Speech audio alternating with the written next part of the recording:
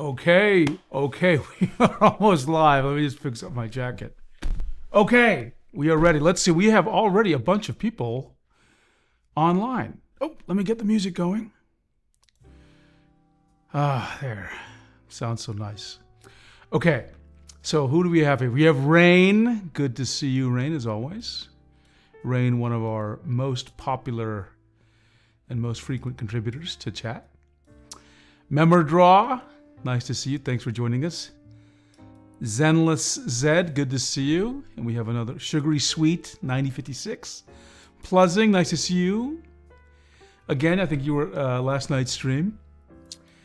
Digitally Devious, been pointing people from my Reddit thread to your channel for this. Good. It just came literally probably 15 minutes ago, so very excited about this.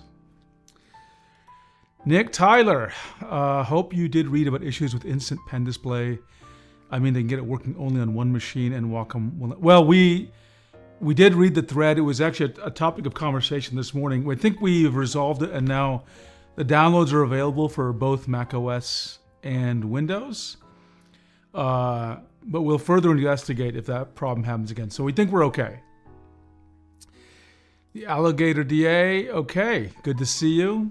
Okay, so I'm so excited. Let me just clean up a little bit, and first let me make sure I have the Discord crew. Let me tell them. I am live and on camera now. On camera now. And paste that in. Okay. Now let me clean my desktop. I just gotta make sure I've got all my windows set up. Because this is, again, I didn't expect it to arrive when it did. I thought it was gonna be maybe just a little bit later, actually. Sometimes they arrive at like 8 or 9 at night. Let's see, I need to just clean things up. Okay, let me delete. I know you can't see what I'm doing, so just give me a moment. Whenever I start a stream, I clean all my windows and browser history so we're not distracted by other things. And we can focus on the content that we really care about. Okay, I think we're good there. Cami Luna. Okay, I'm glad Cami Luna said this. My home internet is down from the storm, and my cellular connection rebuffers the stream every 90 seconds, but I'm here. First of all, thank you for joining us. And just so everyone understands, I don't live far from Cami Luna. So I think she is, if I remember, Cami Luna, I think you're, I won't say the place, the area, but you're like 45 minutes from where I am. Okay? So I can hear, my window's open, I can hear the wind blowing. For me, it's not quite at storm level yet, but it is a thing that happens, so I just want to warn you. It is possible we get disconnected. It is absolutely possible. It may be possible we lose power, okay? If that happens, I'll try to kick the stream back on, but if it's just like too much, I will redo the stream tomorrow, or I'll just stop what I'm doing, okay? But I looked at the forecast for the wind. It will pick up a bit, but I think I'm going to be okay for the duration of the stream. Okay. And Nick says it's great. Talking about the instant pen display, but with some software fiddling on PC. Okay. Last night, which tablet did we do? We did the XP Pen Artist 12 3rd generation. Tacoma. Well, I didn't want to say the name of the town, but yeah, Tacoma. Or I think we in Seattle call it T-Town. T-Town. I've only been there a couple of times, actually, even though I live actually, no, I've been there a lot, but only, I used to play ice hockey, and we would go play at the rink in Tacoma. So I've been there, but only at night and only in ice rinks. Okay. Hopefully Wacom God will protect the stream. What was that meme I saw a long time ago? Maybe by the power of, I'm paraphrasing. Maybe the power of God and anime will protect me in this stream.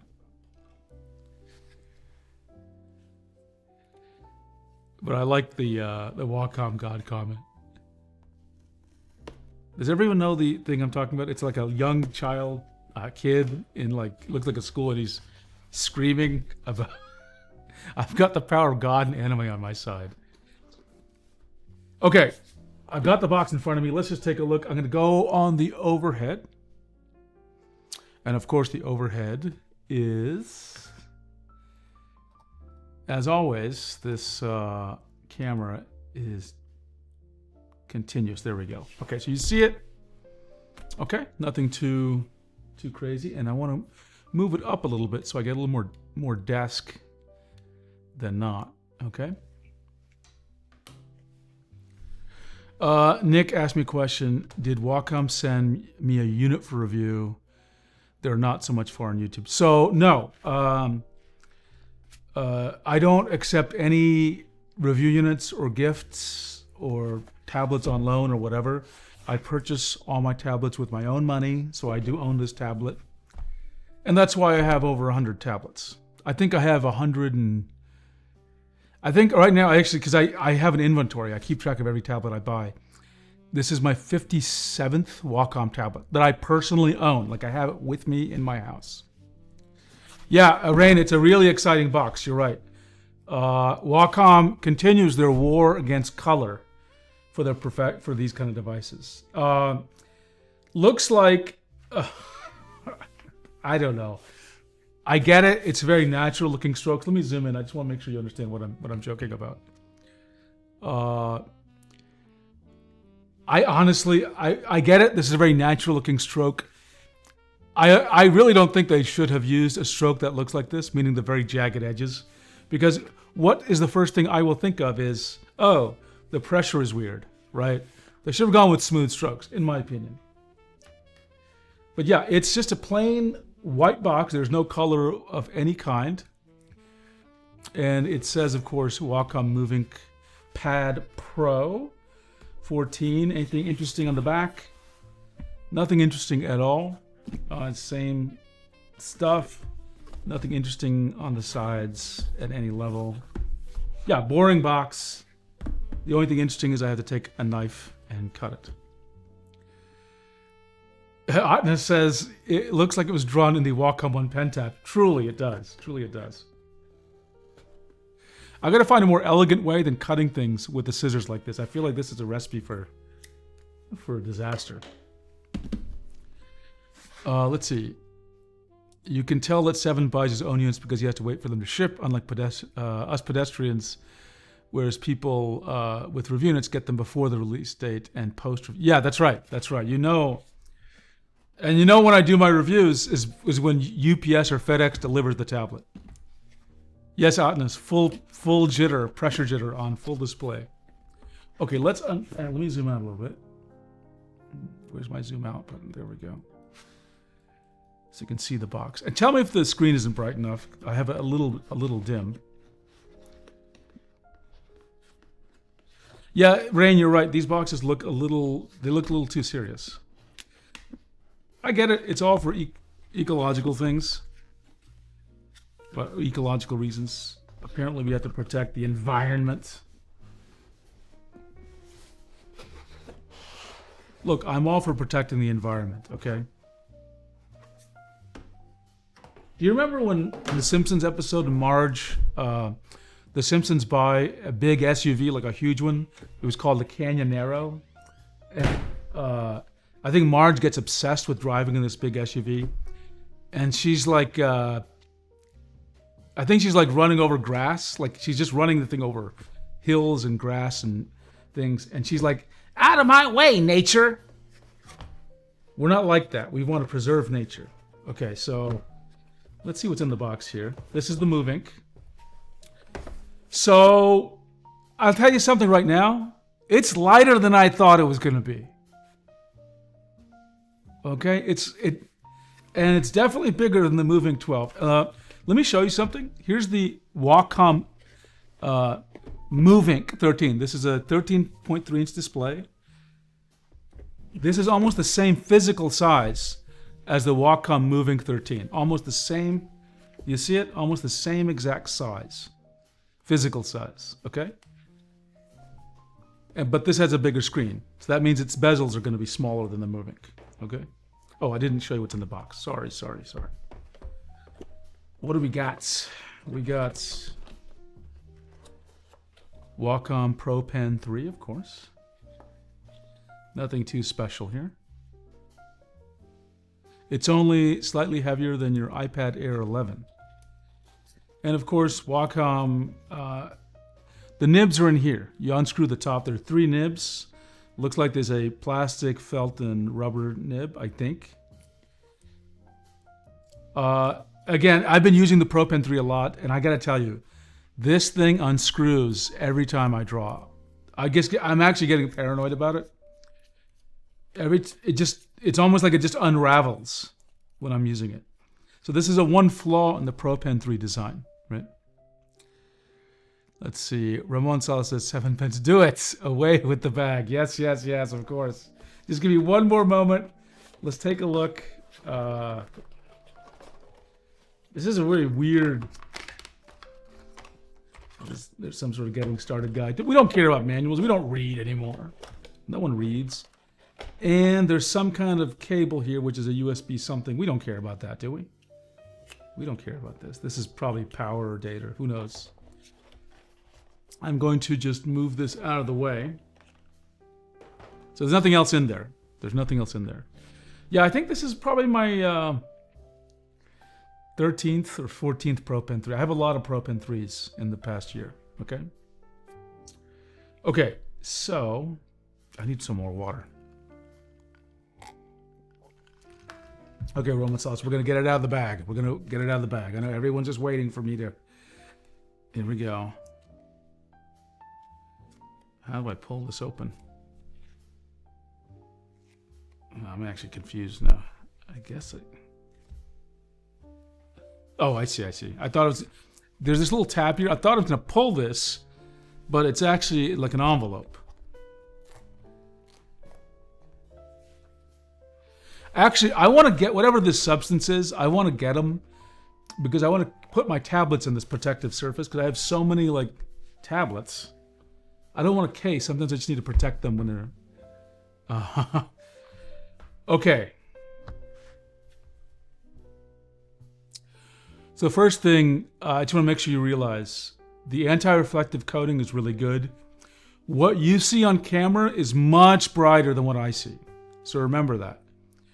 There's a big light over there and I'm looking at the camera, you're seeing a big thing. I see it's much dimmer here. So it's doing a very effective job at diffusing the light. Okay? Rain, I agree with you. I would love it if they included the full-feature Pro Pen 3. Absolutely. Okay, let's just take a quick look at it. There's nothing that strikes my mind about this in an unusual way. You know what? Let me go get the Wacom MovinkPad 11 just to put it next to this, okay? So we can take a visual look at what the difference. So give me 1 second.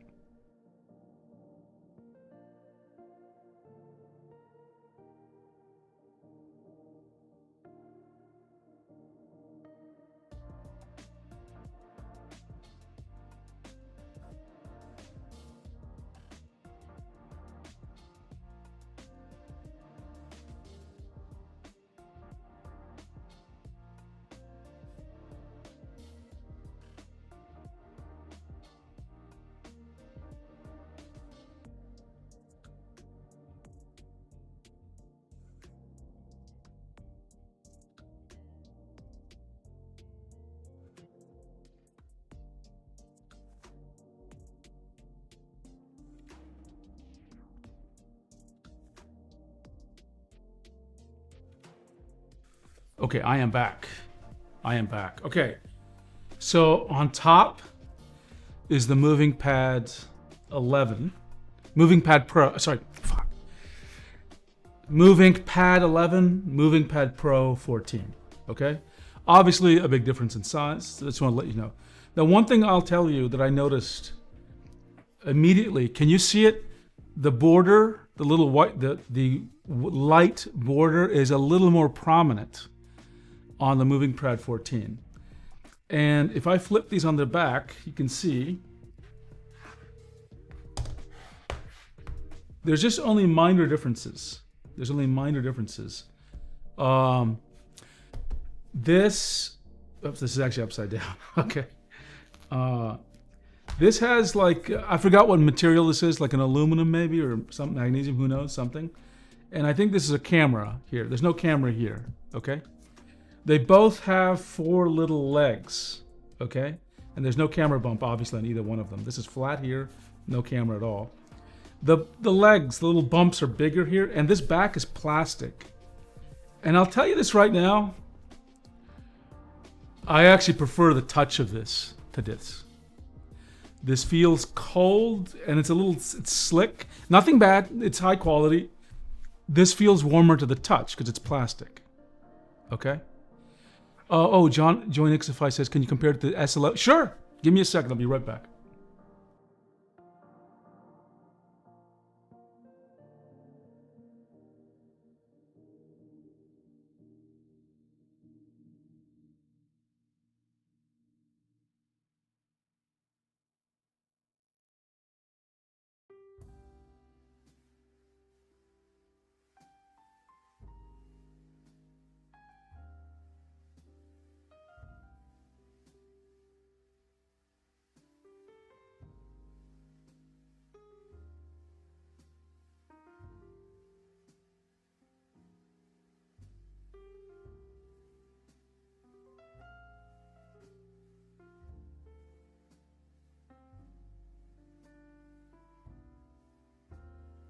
Okay, I'm back.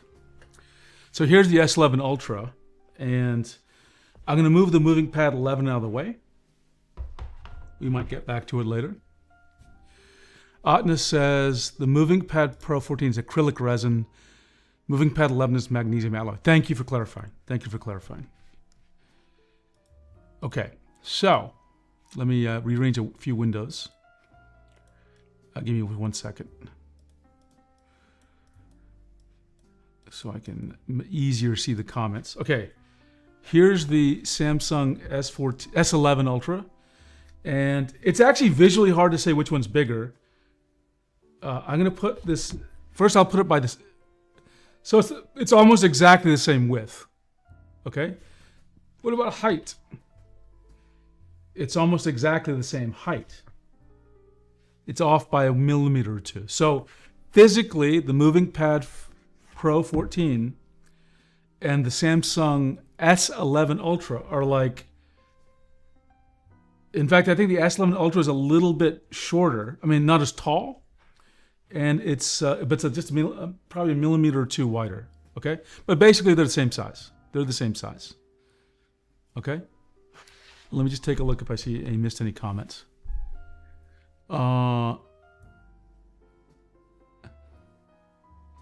Okay, Nick is saying, I don't care about boxes, packaging. Wake me up when this baby beast will be connected to a PC as a mini Cintiq. Well, we will try that. We will try that. Zen Lizette, I really like how the sides and back. Yeah, it actually looks good. I was afraid when it's this plastic resin, it would feel cheap. It does not. It feels nice and warm and very nice. Let's see. Pleasing said, if I buy this, my intrusive thought told me to get the Intuos Pro 2025 because they have the full pen accuracy and I love. Yeah. It's a good tablet.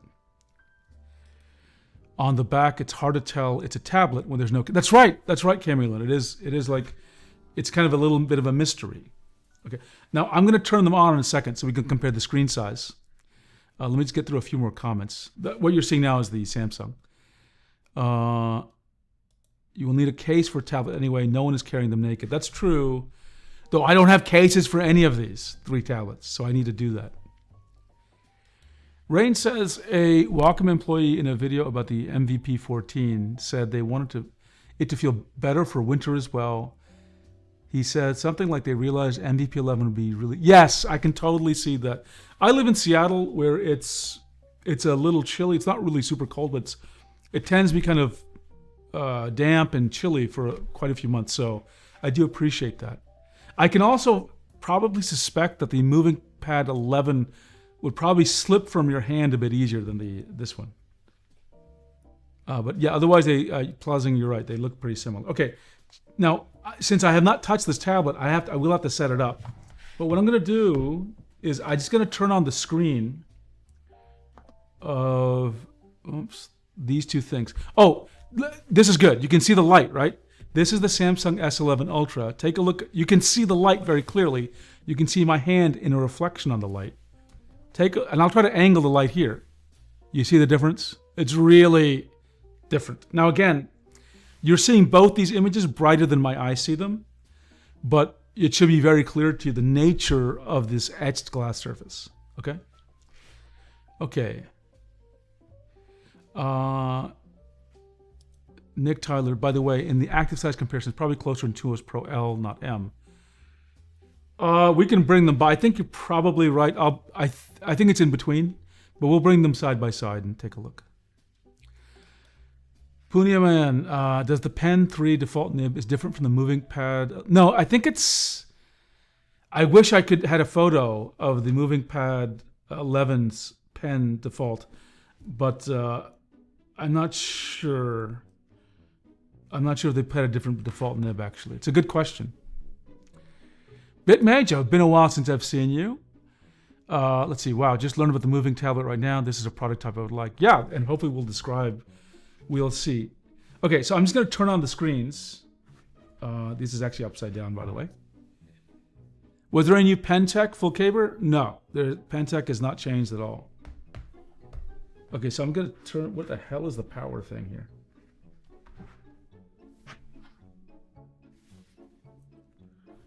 Oh, I had this upside down too. It is hard to tell which is the right side up since there is no camera. What do you call that? The thing where they have the camera notch or something. It's good to have you full cable. Okay, there's a power, I guess a volume here. Power is in the upper right here. And nothing's turning on. Hello. Oh, there we go.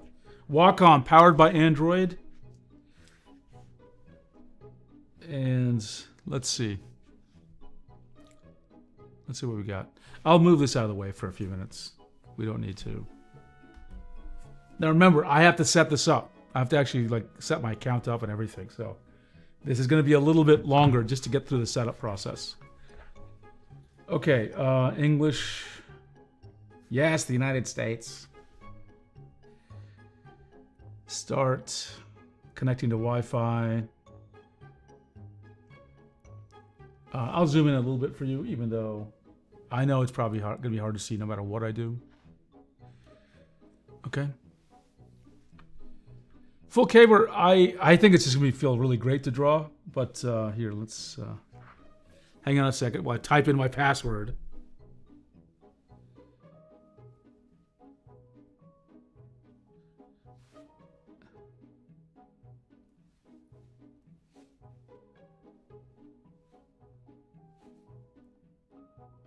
Okay, it's getting in there. Let's see, Nick did check the active area sizes. Active area is very similar to the 2OS Pro M. Okay, that's good to know. It's good to know. You know what we're going to do? We're going to try, get this, we're going to try the Intuos Pro Medium with this tablet later on in the video. It should work, right? I mean, it should work just totally perfectly, right? Let's see. Punya Man says, asking about the nib because I'm interested if there's a difference in pen resistance. I'll try all three nibs, okay? Copying apps and data. I'm gonna go ahead and tell it to do that, okay? You need another Android device. Yes. Yeah. Next. Find your other device's cable. Sure, buddy. Sure, buddy. Let's find a cable somewhere. I'm actually going to use the Huion full-featured cable for this. Because it's all USB-C, right? It should just all magically work, right? Okay. And the port's on the right side.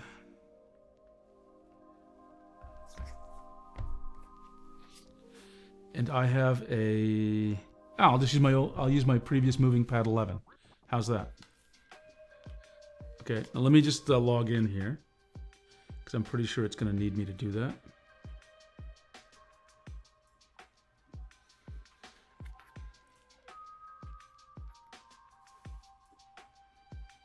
Okay, I plugged it in. Next, check your other device. It says copy data to your new device, so I'm going to copy. Verify it's me. It wants my path, whatever, this number. Copying your accounts. Okay, this should speed up the setup process. Okay, so we'll sit here and I'll read the comments until we get this all going. Let's see.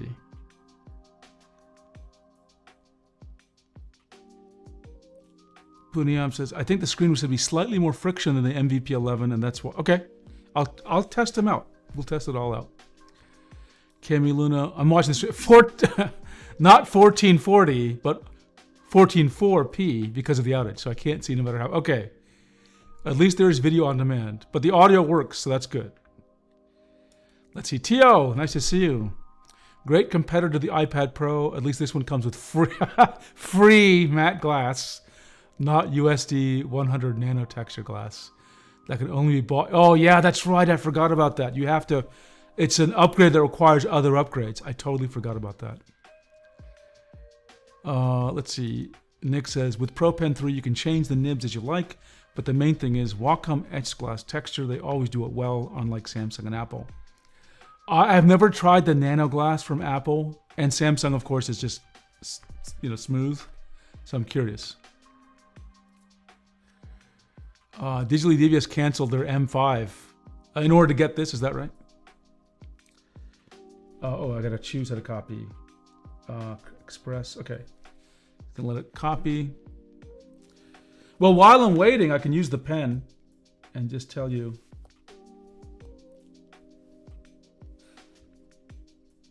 It feels similar to the Movink 11. Actually, I feel like it might actually have a little more texture.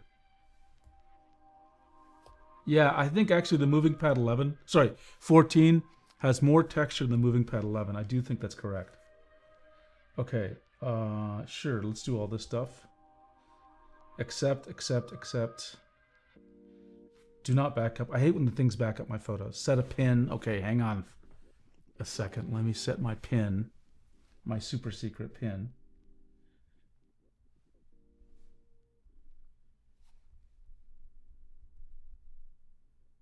Okay, that should be, yeah, I don't want Google Assistant.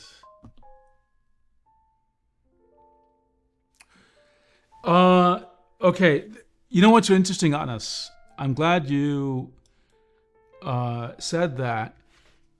We're gonna move things around. I see what you're seeing because my camera is in front of me as well. To you, this looks more pinkish and this looks less pink.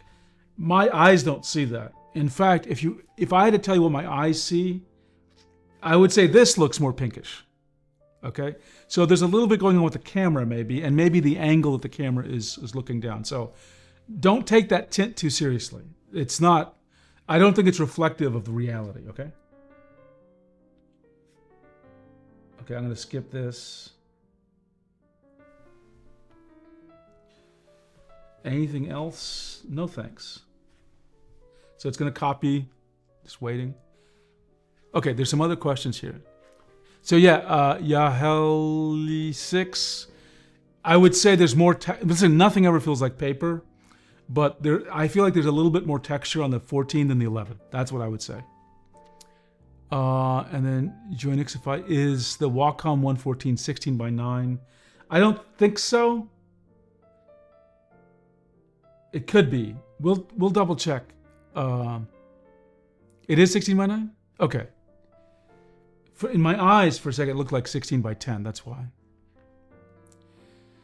Let's see. Nano glass is just marketing speak. It's just normal matte glass, like the ones on the Huawei paper matte.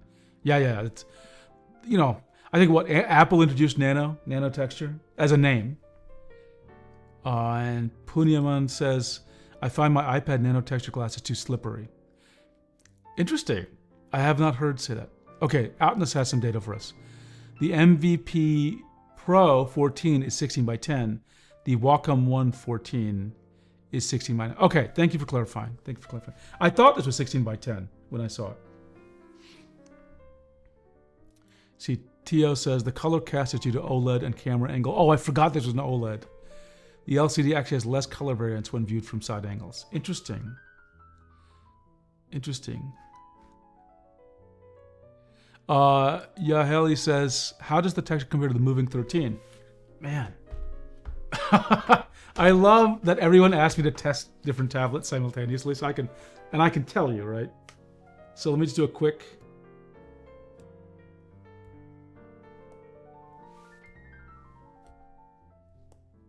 There's, in mine right now, there's more texture on the MovinkPad Pro 14 than on the Movink 13. Okay, that's what this is, Movink 13. So I would say the order is like this. This has the least texture, this has more texture, and this has the most texture. I am not saying this feels like paper. I'm just saying it feels like any normal pen display, but of the three, the MovinkPad Pro 14 has the most texture. Okay, it says copying's done. Getting my, okay, God, I hate. Yes, privacy notice. Sure. We're all set. Let's draw. Viewing full screens. To exit, swipe down from the top. Okay, that's cool. Now I'm going to zoom in because, and I'm going to disconnect this cable.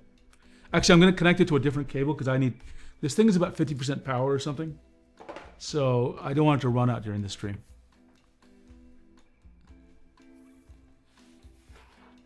Brad said in his nano texture review that the iPad nano texture that it felt slippery. Interesting. Yeah, Talisperse, we will definitely try that. I definitely want to see what these larger brushes are going to be like. Okay, this is just a power cable. Okay. Now, unfortunately, this doesn't have a display port out, so everything you're going to see is going to have to be with the camera. Okay, so forgive me if anything's not visible. I think this is bright enough where you can see the screen without it blowing out the camera. Okay. Let's see. Man, everyone's busy in chat today. I wish you could try the MovinkPad Pro similar to trying iPad without. Yes, we need these things more in more retail locations. Unfortunately, it's just drawing tablets are still a rather esoteric device for a lot of people. OLED is great for tablets. It saves power and massively improves battery life. I hope it will be able to last 8 hours with drawing apps. Does OLED take less energy than like an IPS display? Okay, let's see. And Otnus has something about the Japanese store page that compares the 14 to 11 lists 500, 800 pixel brushes as comfortable on 14. I could believe it. Okay, oops, this power on-off is here. Okay, great.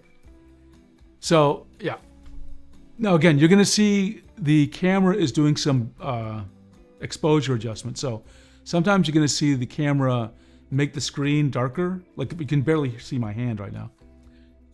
I'm actually better lit than the camera is suggesting. But this is the best compromise so that I can see and you can see. Okay. Okay, just initial reaction. So this is the Wacom Sketch app. It feels, I'll just say it right now. It feels really nice to draw on, okay? The texture, it's incredibly, with the default nib, it's a really, the first thing I feel is like it's very nice. Okay, the experience is just nice. And I'm not saying it's one factor, I'm saying everything put together is very nice. You know, with an iPad, it feels slippery. It does not feel slippery. There's just enough texture where the pen is not going, you know, it's not slipping and sliding all over the place. It's the classic Pro Pen experience. And I am pressing with light pressure, just very light pressure. You cannot see what I'm gonna do. Hang on a second. Because the lines are so thin, I am basically dragging the pen like just lightly and just the smallest. Can you see it? Little lines are being drawn, right? there's like 1/10 of a pixel. Even I can barely see it and I'm right in front of it, okay? So really low IAF on this pen, okay? Remember, there's always IAF variation in pens, but this is the classic Wacom drawing experience. I think if you're someone who draws really light things, you will be very happy with this experience. Can you see a little, I was doing little light lines there? Okay, let's take a look at some few questions. And Andoyman, I don't know if this was addressed already, but there will be, sorry, already, but there will have no export. And I mean, I'm not quite sure what you're asking, so could you rephrase the question or ask it with different words, please? MX said, is that you, Edbot? We all wanted to see what Wacom could make with more powerful components. We will definitely try to push the components this time. Okay, digitally devious. OLEDs turn off black pixels for true black, so it saves on power. I see. Does it have video out at all? How cool would it be if you could attach it to a monitor? So this does not have video out, which I think is a letdown. It's something that this is probably powerful enough for it. Oops, it's turning it off. It's just the power, right? I think these tablets should do more. I think every tablet should let you, every standalone tablet, let me put my face on here for a second. Okay, here's what I think. Every standalone tablet, especially at this price point, so this is what, $800, $900? Should work as a standalone tablet, number one. Let me do it with my thumb, so it's like European, right? Standalone tablet, should work like a standalone tablet. It should support DisplayPort out, so it will, have an external monitor. And it should support DisplayPort in, so it can use it like a Cintiq, okay? So an example, we don't have any example of a tablet that, I can't remember, there's the Magic Drawing Pad 2025 edition, have all three features. I can't remember if it does DisplayPort out. We'll have to see. Atna says, could you compare the pressure response feeling to the 11? Okay, sure, absolutely. Happy to do that. Okay, let me just close. Sorry, I have to keep on. I'm gonna change the timeout. Okay. Hang on a second. Let me just log in. Here, I can cover up my. Okay.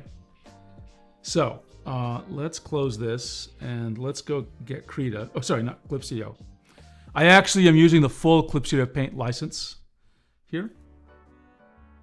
So it is. Just give me a second. I want you to see me drawing something. Okay. So, oops. Let's zoom out. Nick, yeah, this is the Wacom app, Wacom Canvas.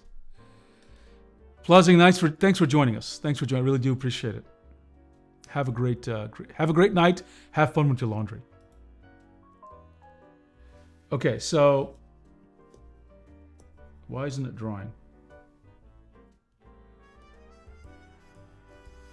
Oh, I'm on the eraser, of course.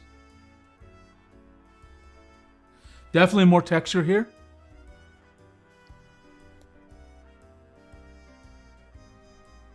Okay. Let's see. So Atlas, your question, does it feel more responsive? I would say it's just very similar.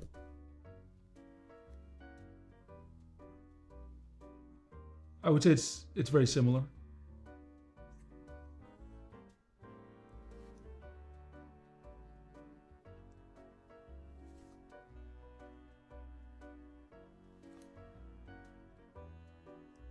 Yeah, I think I feel like it's the same.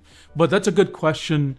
So for everyone, just to provide some extra context, we're always wondering if Wacom is doing something like changing the IAF for different models, like changing it in software or firmware. I don't think they've done that. I feel like it's just as good over here as it is over here, okay? Now the strokes look different because I'm using different apps. So Don't put too much emphasis on that.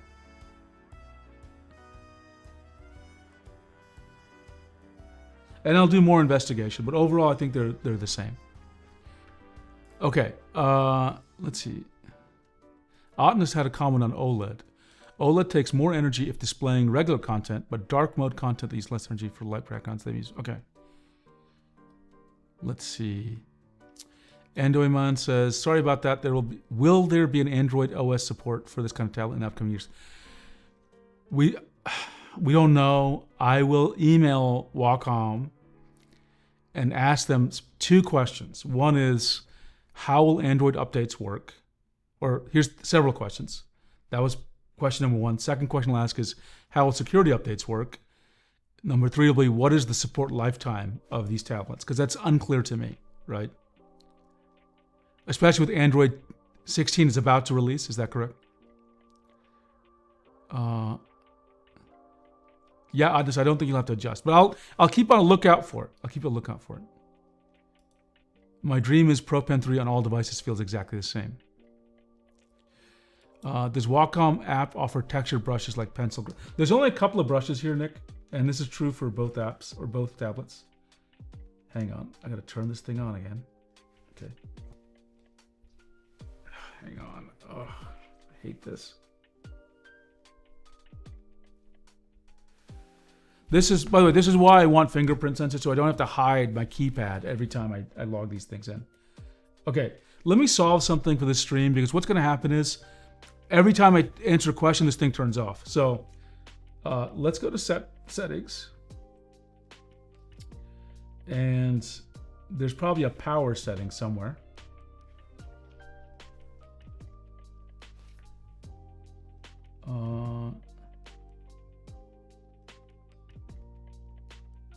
Or sleep or something. Let's try that, sleep.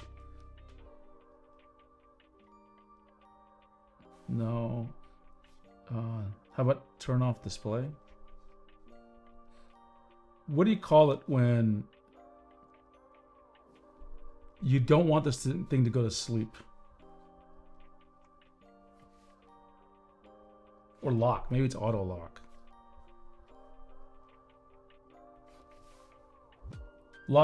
Lock after screen timeout. Okay, so what I'm gonna do is, instead of 5 seconds, which is I'm sorry you can't see it fully, but I'm going to change this. I have to enter the thing again, hang on.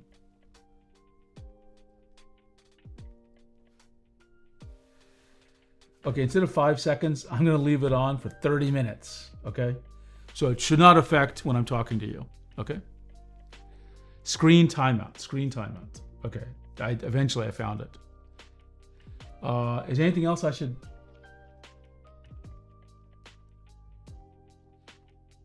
I'm gonna turn off power button, instantly locks. I'm gonna turn that off so that I can turn it off without messing my, let's see if that did the thing. Yep, okay, good. So I can shut down the display for a second without messing things up. Okay. So, oh, Edinburgh, thanks for joining us. Thanks for joining us. And Edinburgh says, I can't see Wacom giving proper update support for this, to be honest, but that's my hunch. You're probably right, and that's going to be very disappointing for me. Yeah, Cammy Lily, Wacom never talked about it. Puniamans, yeah, we're going to explore that in a second, that the pen should wake up the screen, okay? Okay, so first of all, let me show you the most important feature of this tablet, okay? So let me find it. It's the most important feature of this tablet. Let me zoom in. Can you guess which one of these apps is the app you should pay the most attention to in this tablet? Believe it or not, it isn't Clip Studio, it isn't Canvas, it isn't Shelf, Wacom Shelf. It is this one, Wacom Tips. Okay. One more question for the audience. Is there a way to increase like the size of text on this thing? So I want to make it easier for you to see what I'm doing. Is there a setting for that? Like text size, something like that?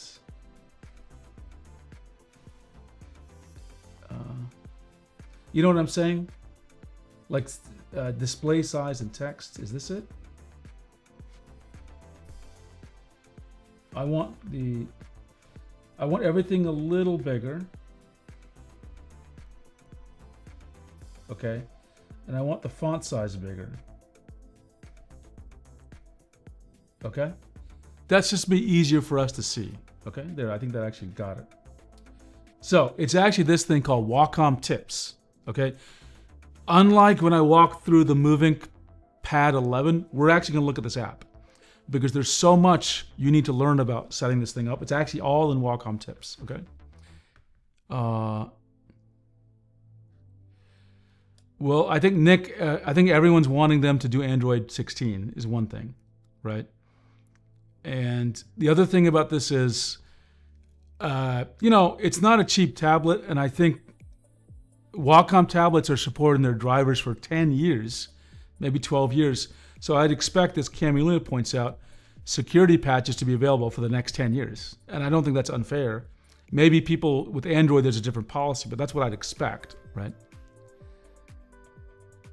And Android Man is responding to Edinburgh. Yeah, this is why I don't normally recommend pen computers, because, if they're not going to get updated, then, if they're stuck on Android 14 or 12, that's going to be awful.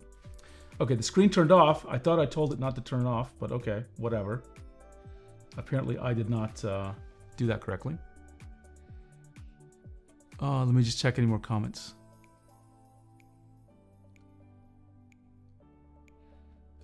Salem, the cost of the Movink 13, this costs $750. So I think this is this costs $900, and it's a full computer, right? So it's kind of a better choice in a lot of ways. But this tablet is $900. Accessibility, okay, yeah, I'll try that again. Hi, Hera. We're waiting for Hera to join.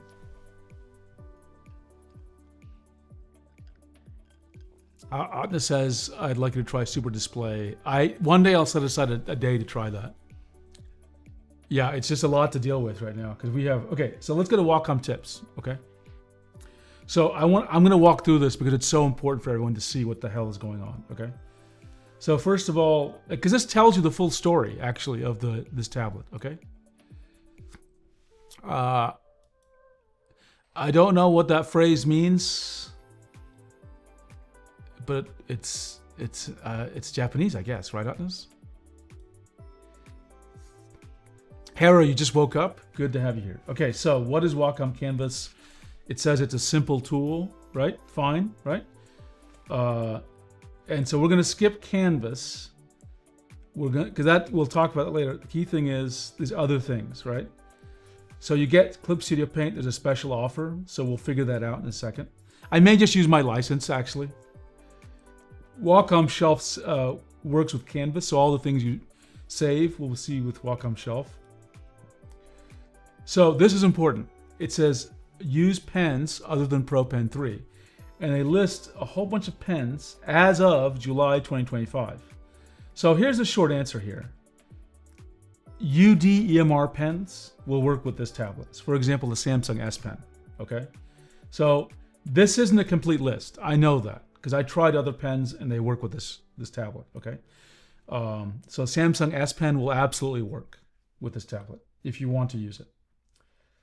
And then there's some pen switch features. So you can essentially set this pen to do different things depending on the app. Now it's unclear whether it's limited to just these two apps, okay? It is unclear. And of course, unlike some other pens, it only detects button presses when it's close, like 10 millimeters to the tablet. You can't put the pen like up here by my face and click it and have it do things. They talk about changing the nib. Oh, that's interesting. What are they saying here?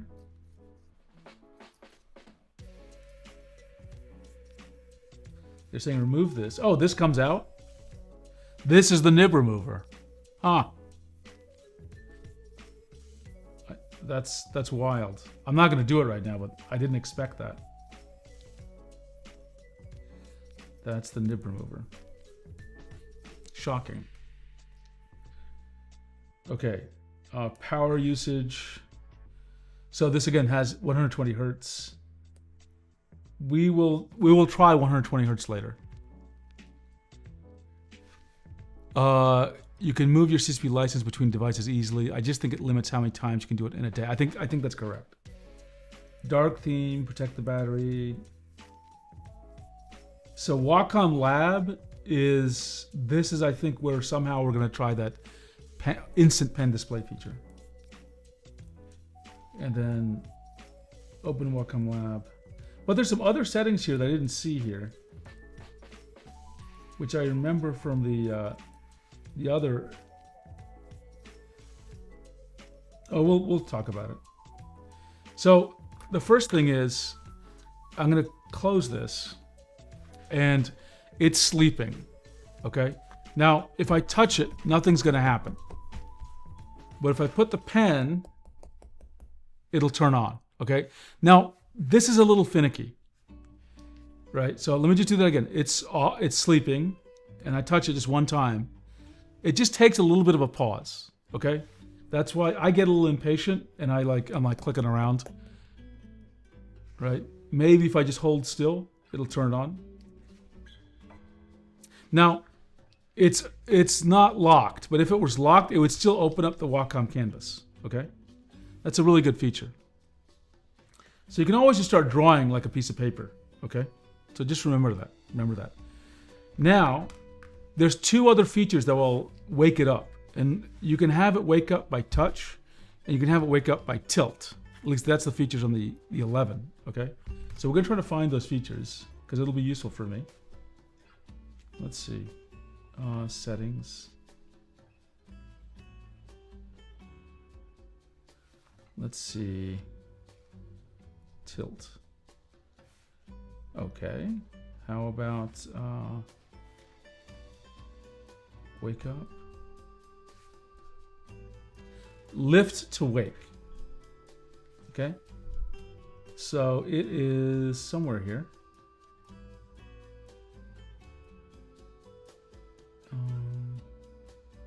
Where is it?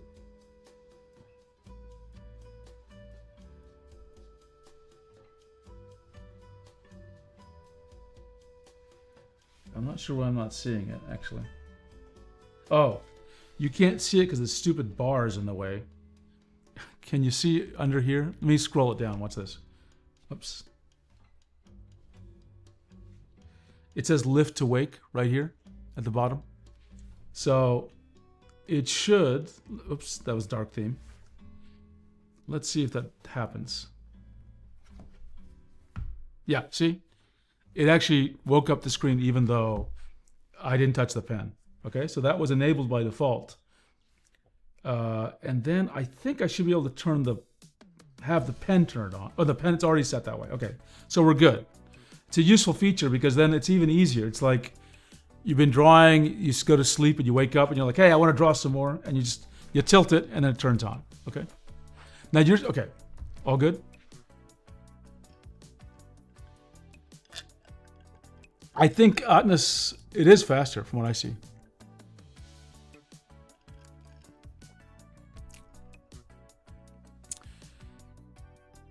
Why don't you try that feature of sketching with pen on a sleeping tablet? You can, yeah, I'll just do it that way, Nick. Oops, I have to figure out how to sleep it. There we go. Yeah, there's it, see? It just immediately, now remember I have it, so even if it, it takes a long time to lock, but let's just show that again. It's sleeping, take the pen, and I just start drawing, and it puts me right in the app. Now that was interesting. Let me create a new picture, a new document here, okay? So it's empty. I'm gonna start sketching. So I'll put 7, right? Now I'm gonna turn it off again. And then I'm gonna do this again. Now, this is interesting because I think in the past, this is what I drew before. In the past, you would get a new document, but now the previous document is there. Now, I don't know if that's controllable or not, but the thing to keep in mind is if you were drawing something and then someone lifts it up, they'd see what you were previously drawing. So just keep that in mind. I know, the same risk as paper, but keep it in mind.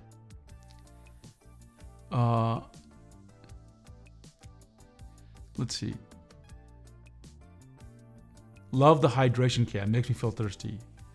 I try to stay hydrated. Kami Luna, it seems like you've moved the licenses quite a bit then. I've been so scared to do that, honestly.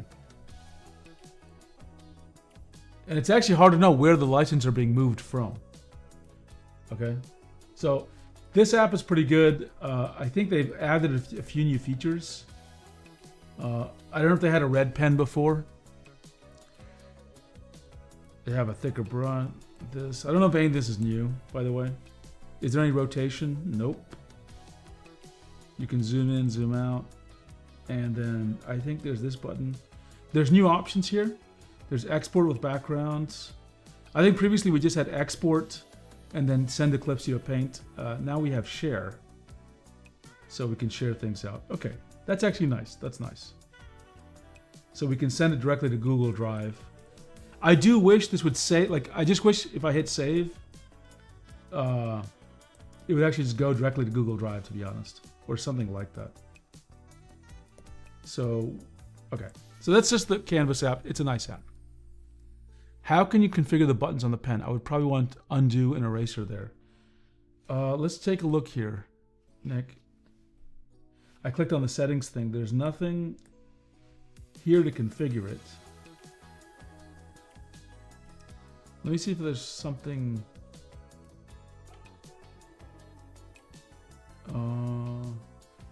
What was that app called? Wacom Tips, actually. Pens. Use a pen, pen features, pen switch features. They call the buttons switches. That's interesting. Let's see if there's anything in here.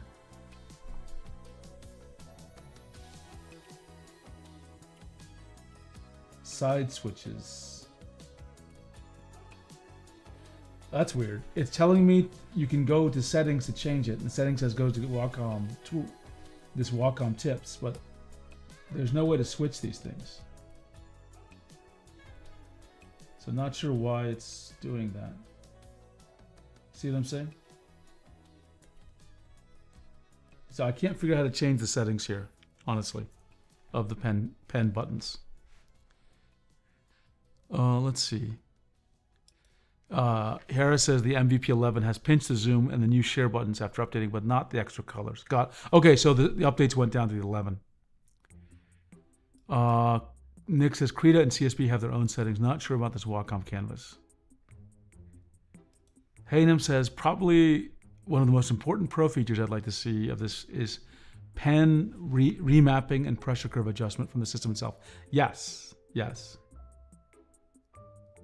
Oh, Harrow's got an update. The extra colors are now on the MVP11. Okay, excellent, excellent. Okay, so let's just do our basic tests. Okay, I'm gonna go to Wacom Canvas.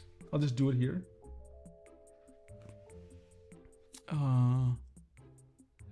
Let's see. I need to.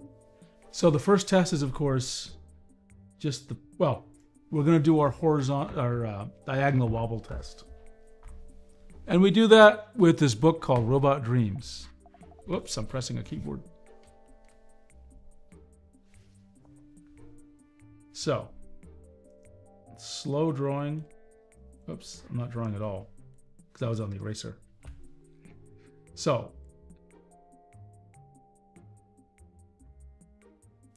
I draw 3 slow lines because slow tends to reveal the wobble.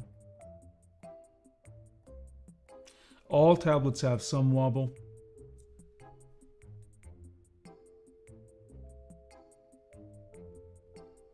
It's just what you have to do to correct for it. Okay, then we'll do medium speed.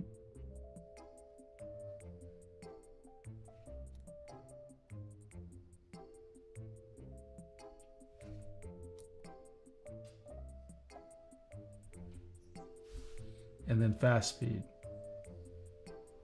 And people draw faster than my fast speed, so this is again this is a difficult test, meaning it's designed to expose problems. It doesn't reflect a problem that you might typically have. Okay, so I'm gonna have to put this next to my eyes, so give me a second.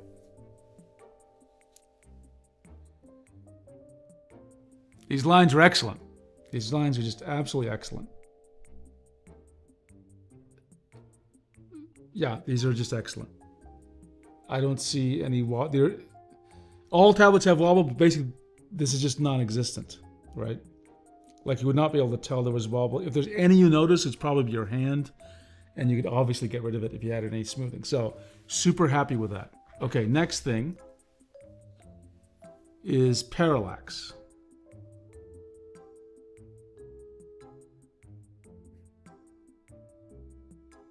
Pretty low parallax. I do think the iPad's probably better, to be quite honest. There's a minor separation. I don't know if you can see it. There's a very minor separation that I can see between the tip of the pen and the pixels underneath it. So it's good. It's not like super good, but it's very good. But I think the iPad is still better. And just give me a second. I'm gonna try actually to measure the parallax with the S11 Ultra. Okay. Yeah, Ramon Salas, these are actually very good apps. Rain, you're right. They might have built-in stabilization, so I will try to load up like Krita or something, or a clip, and we'll try there. So give me a second. Let me get the an S Pen. So I'll try it with the S11 Ultra for measuring parallax.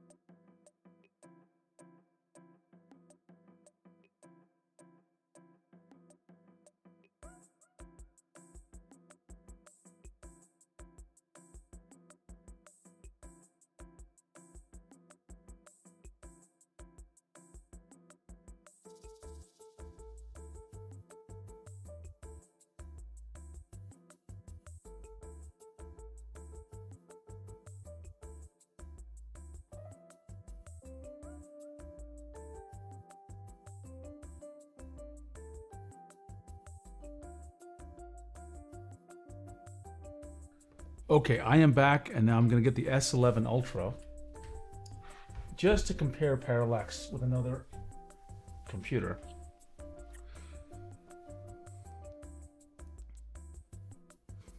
So give me a second as I log in. Let's see. Let me close the... I don't want Twitter up. Hang on. Where is... I'm just looking for Infinite Painter.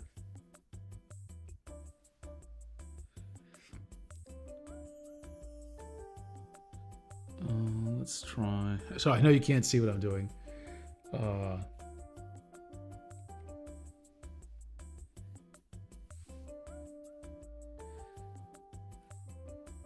Okay, this is fine. There we go. Let's erase this. Clear. Okay. So let's just see. Okay, so this comes as a surprise to me. The parallax on the S11 Ultra is, let me try and make sure you can see it.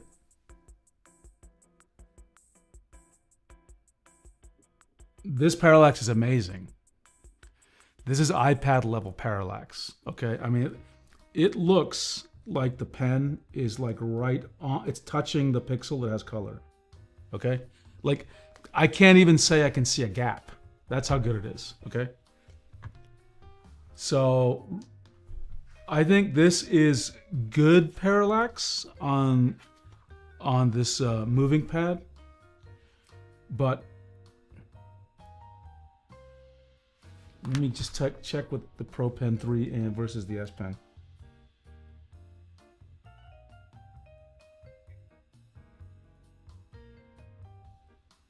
Okay, I'm going to revise my statement because I just realized something.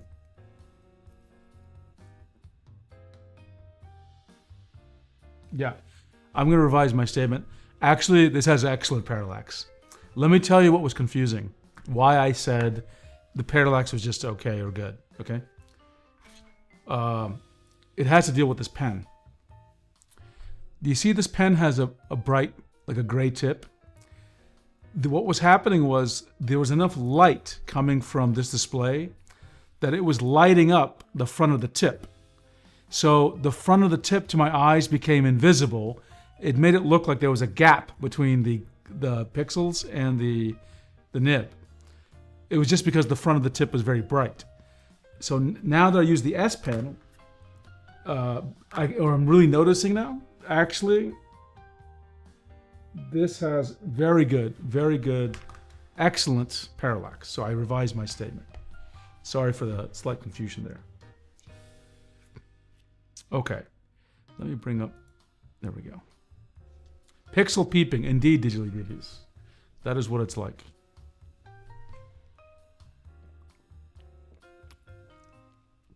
What do the pen buttons do by default? We will figure that out in a second.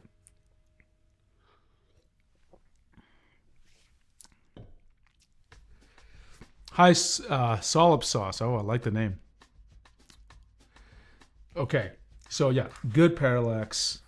Let me talk about color shift as I tilt, okay? So since we have an IPS for the 11 and this is an OLED, let me tell you what I see. So things look good. Let me tilt it. I don't see any color shift. And I don't think you should see it either, okay? There is a slight loss in contrast, which is normal for these kind of displays. But there was no color shift, so that's nice. Remember, the camera is adjusting the brightness, so you have to keep that in mind. Same thing, no obvious color shift to my eyes or on camera. What about this direction? No, oh, excellent. So the viewing angles are really good. The viewing angles are really good, okay? As Brad Kobo said, 1010 device. I can totally believe it. Yeah, my scalp makes an appearance every now and then as I do the parallax tests.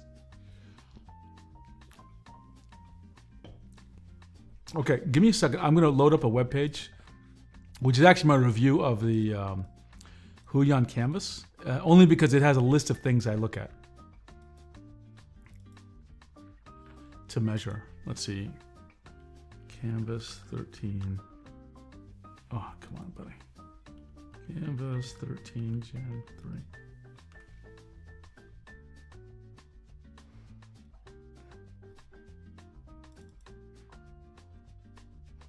Okay. So let me just go down the list of top topics. Do I have Krita on here? I might have it. Krita is my normal app to try things. Here we go. What is the name of this mascot? Kiki the Cyber Squirrel, I believe. By the way, I do think the performance is obviously better with this tablet. I don't think there's a doubt. This is like 2,500 by 3,500 document I'm about to create. Did I click create? I don't know. Hello? Okay, Krita. What's going on? Okay, it took a while to create the document. I don't know why. This test is going to... we're going to try to test if it does weird things at low pressure. Which actually, the Pro Pen 3 is, like lots of EMR pens, is a bit sensitive. Okay, how do I get rid of this thing? Hello?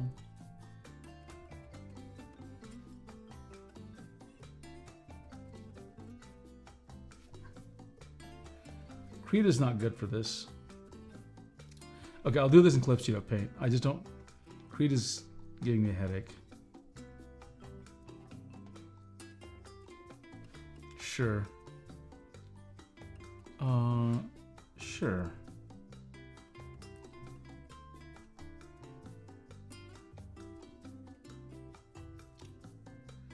I'm gonna launch in doodle mode. and in studio mode, since I can control things, okay? Sure, whatever.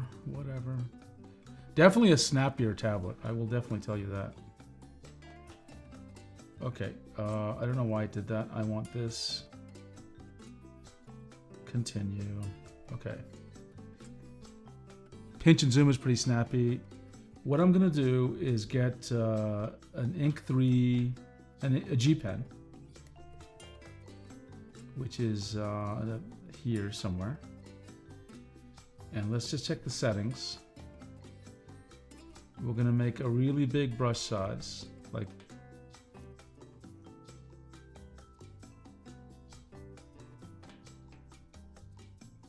okay, that's about 300. Let's just check the pressure curve. Get rid of tilt, affecting the size. Okay, and then I'm going to draw with super light pressure. And we're just going to see how much blobbiness there is.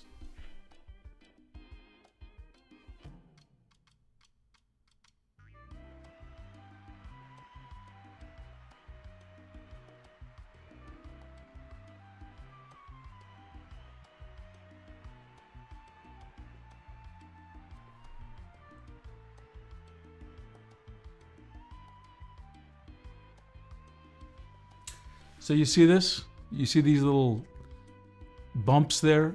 This is typical of EMR pens that are hyper, like overreactive at low pressure. Super typical. This is normal for the pro. You see that? I know you're like, oh, that looks awful. And it is awful. But this is normal for pens. Most pens behave this way. And what you do to correct this is you go to the pressure thing here. And again, this is at super light pressure with a 300 pixel brush, this is an extreme test. But if you ever see it, you just go there and you just set your pressure curve more like this, okay?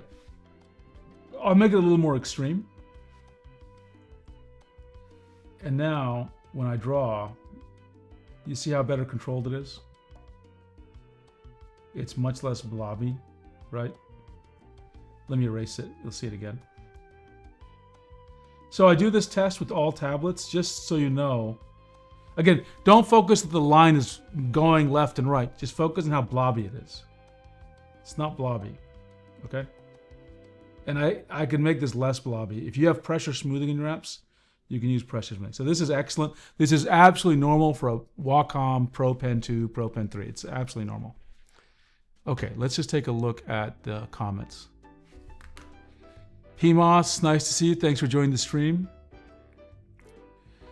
Let's see. I think you're talking about reviews. If they say do not buy this, they will not receive more products. If they say it's a good tablet for those starting out, they can give the message in the code.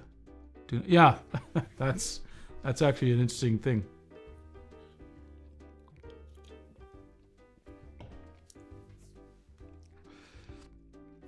Let's see, Yeoman 911. Brad doesn't use them for painting. That's why it's hard when you do mostly lines and color block without the full range of value.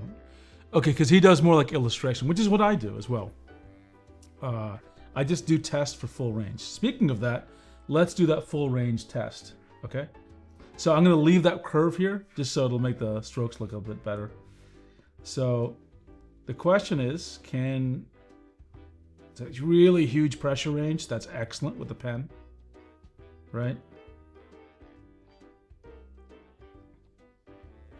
So it's here. Let me erase this again. Oh, you can't see my fault. I was just going from thin to thick is what I was doing. See the big variation there?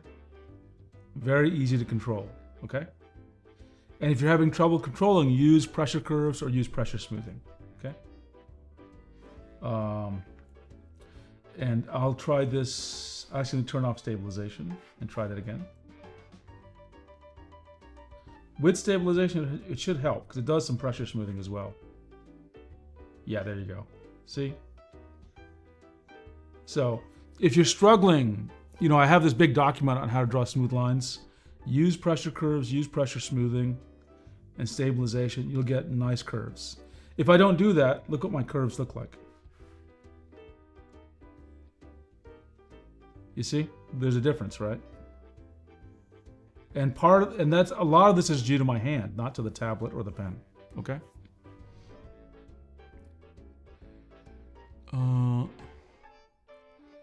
Yeah, Otnus, you seeing those blobs in the 11? Yeah, that's the way the Wacom professional pens work. That's the Pro Pen 2, Pro Pen 3, right? BHP favorite drawing app for me, Clip Studio Paint, 100%, 100%. Though occasionally I mess around in Rebel. I use Krita just really for testing. I don't really paint in it. On Android devices, I find myself drawing a lot with Infinite Painter. And sometimes High Paint, but right now Infinite Painter on an Android device, right? But since I got the Movink, I've been using Clip Studio Paint because it has just amazing vector layer support. Let's see. Hourglass. I bought 50 felt nibs for Pro Pen 3 and I forgot they were literally going to sound and feel like felt pens. Now I screech and have goosebumps using it. Good.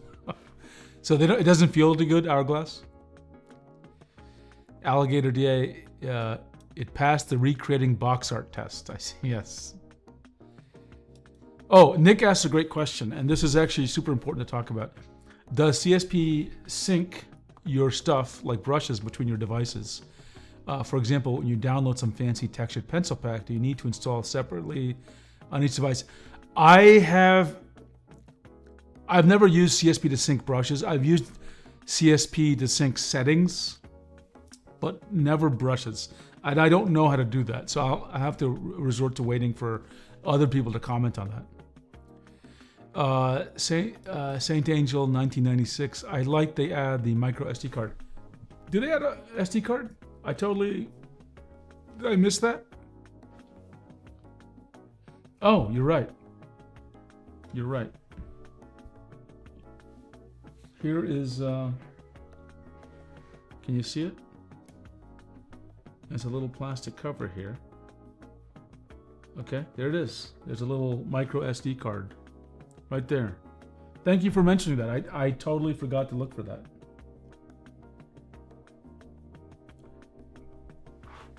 Okay, then we're going to look at, so let's look at just like how well it tracks the pointer in terms of accuracy, okay? So I'm going to make the canvas a little bit bigger, and I'm just going to make the pointer smaller though, okay? And then I'm going to, this is one where you're going to see my scalp. Let's see. How accurate is it at the here? It's super tiny, so I'm going to make it a little bigger. It's accurate. It's accurate. It's accurate here. Accurate here. Accurate here. It's accurate there. Let me, how do I get full screen on this thing?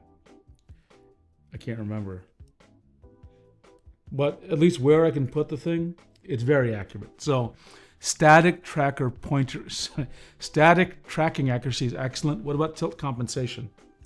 You might have it, it might be hard to see, but it's excellent here. It's excellent there.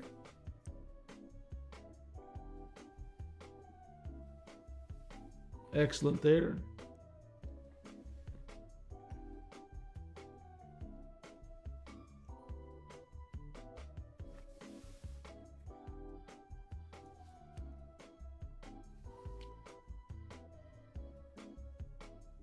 Excellent there.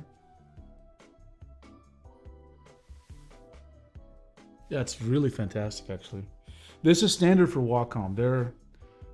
So I know it's hard for you to see what I'm saying, but basically, no matter how I tilt this thing, the pointer's right underneath the tip, okay?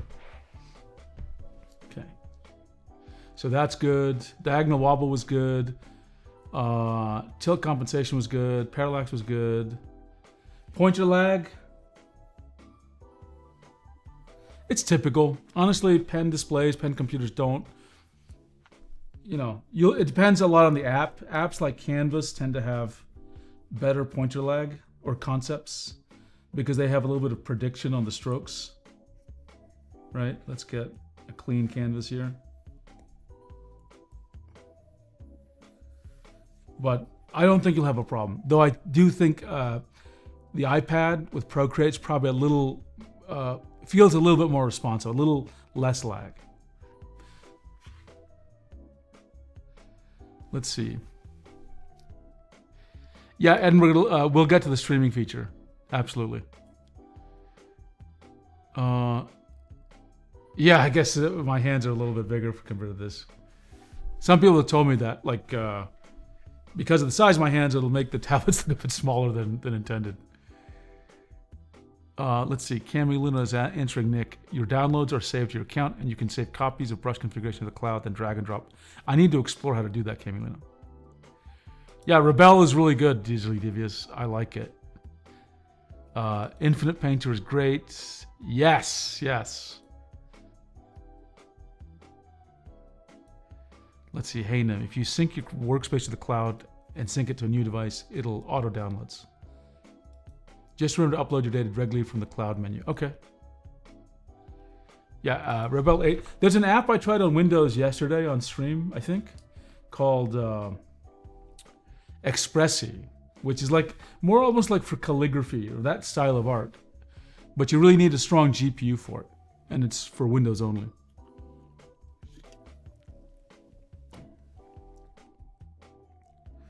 Let's see.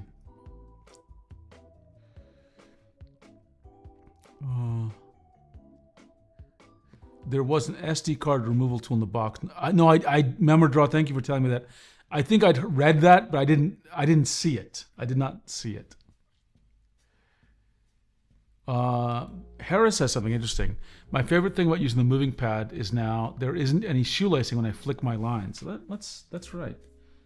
I haven't seen that. I haven't seen it when I was using Clipstudio Paint the last couple of days. So maybe there's something special that happens. Hourglass says it's nice to be able to use the Pro Pen 3 across MovinkPad and 2S Pro and Cintiq when you have them on the same desk. Yeah, absolutely.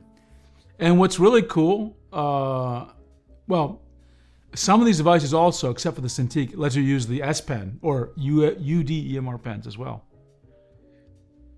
I wish they'd put Windows ARM on this thing. So you wanted this to be a Windows machine, Edinburgh. I don't know if Windows ARM is quite ready yet, honestly, because I still see compatibility issues with all sorts of apps. So, which is regrettable. But I like Windows ARM. Any info when they sell it globally? We're unsure, Yeoman 911.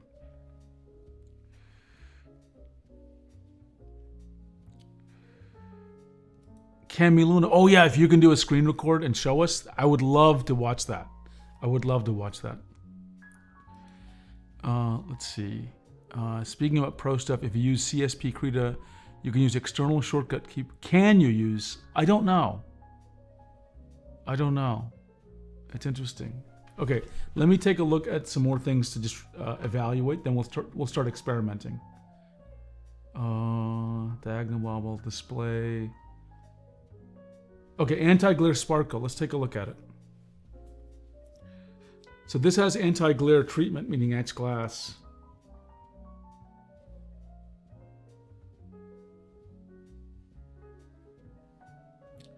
I'll tell you this right now. This very, very low anti-glare sparkle. There's no rainbows. I mean, like it's, you might notice there's a slight variation in the brightness, but it's incredibly minor. So I would call this excellent. I would call this excellent, okay? There's no rainbow sparkly stuff going on here, so this is great. What about the sharpness of the pixels? Let's take a look. Let's take a look at clip since it's easier to see.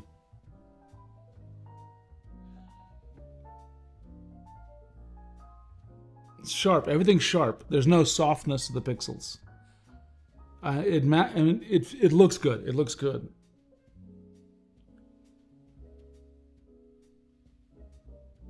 And you may notice for some OLEDs, you see a little bit of like magenta green fringing. I don't think there's much of that here. I think it is present microscopically, but it's not obvious. It's much more obvious to me on like a Samsung S11 Ultra, or the S8 Ultra especially. Okay, let's take a look. Surface texture we talked about. USB. Let me take a look one more second. Okay, so here's my verdict about just the drawing experience. It's excellent. Okay, like it is excellent. So what I need now is we're gonna test a little bit of performance. Okay, and I'm gonna try a big brush. And Clip Studio Paint struggles with big brushes, and I cannot lie. These other brothers deny. That was lyrics from a song, by the way.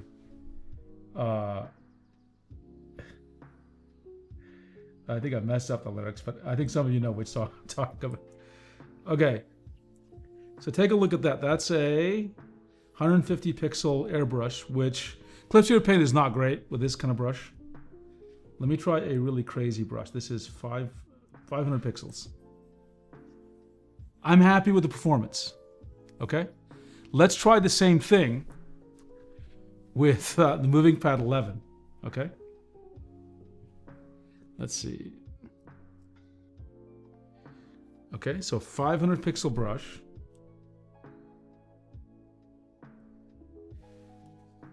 Oops, I need the airbrush. Let me erase this.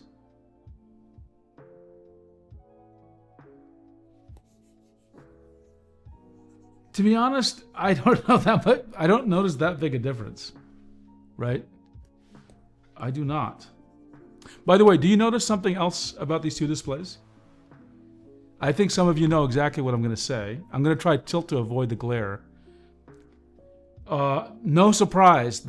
You can't see it. You can probably see it a little bit on camera, but I'll tell you, this black region where it is really dark.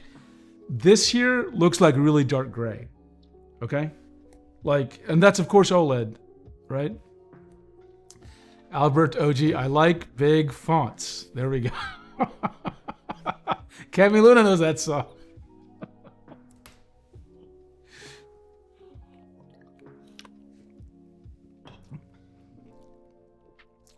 Let's see. Theo says, generally speaking, anti-glare or matte grain is usually much better compared to matte glass of pen displays, or even, let me make sure I understand, Theo. Anti-glare or matte grain is much better compared to matte glass. But Theo, I thought it was the same treatment. Is there a different treatment of anti-glare for pen displays versus these devices?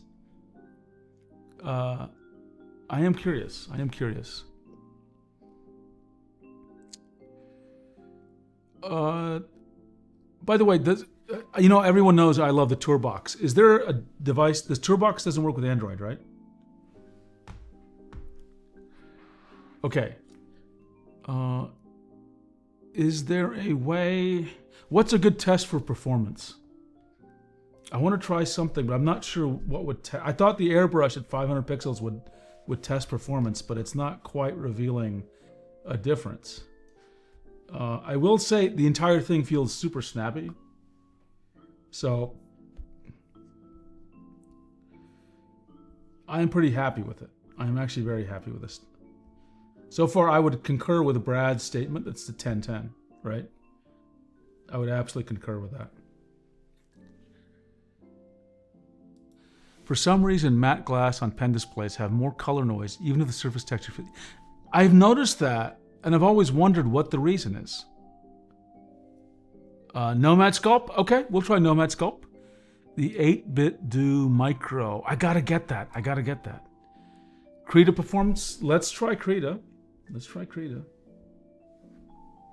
Oh, thing is with Krita, Krita does not work well with Android.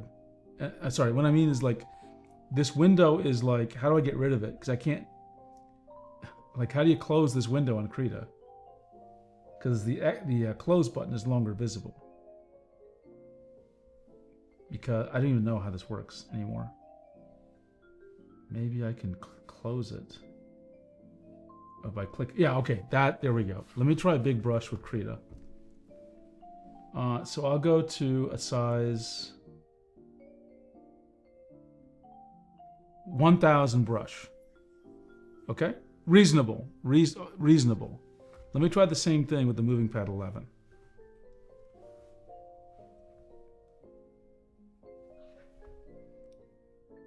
Okay.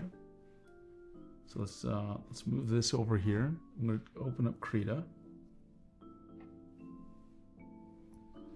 We'll click this brush, and Krita is also taking a bit longer on both these devices to start up.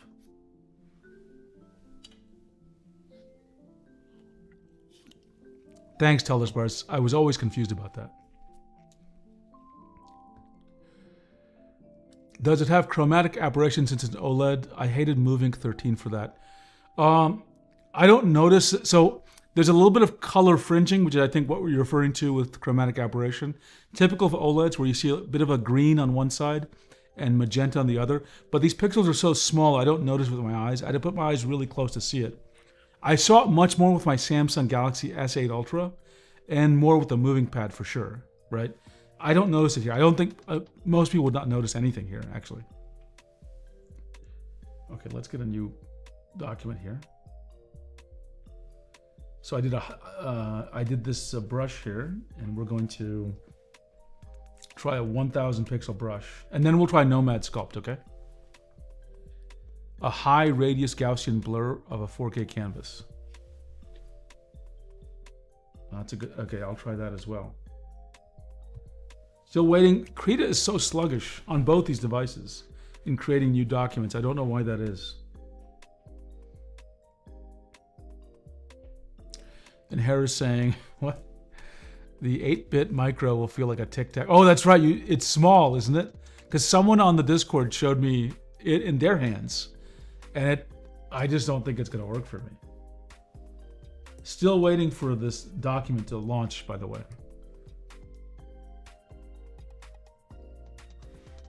Let me try Nomad Sculpt, because I think that is...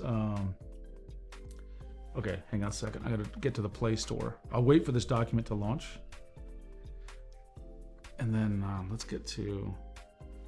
What is it called? Nomad Sculpt? No thanks. Nomad... Sorry, you can't see everything I'm doing. Sculpt, that's that second thing. Install, okay. So if you want me to, why is this thing not, yeah, it's still just, so definitely more sluggish in creating a new document on the MovinkPad 11. I don't know why it's so sluggish. Let's open up Nomad Sculpt. Okay, you're gonna have to tell me if you think this is good performance or bad, okay? I don't know how this app works. Let's try this. No, I don't know. What does this do?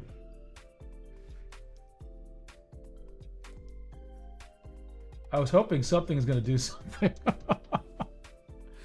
By the way, it looks nice. I'll say that.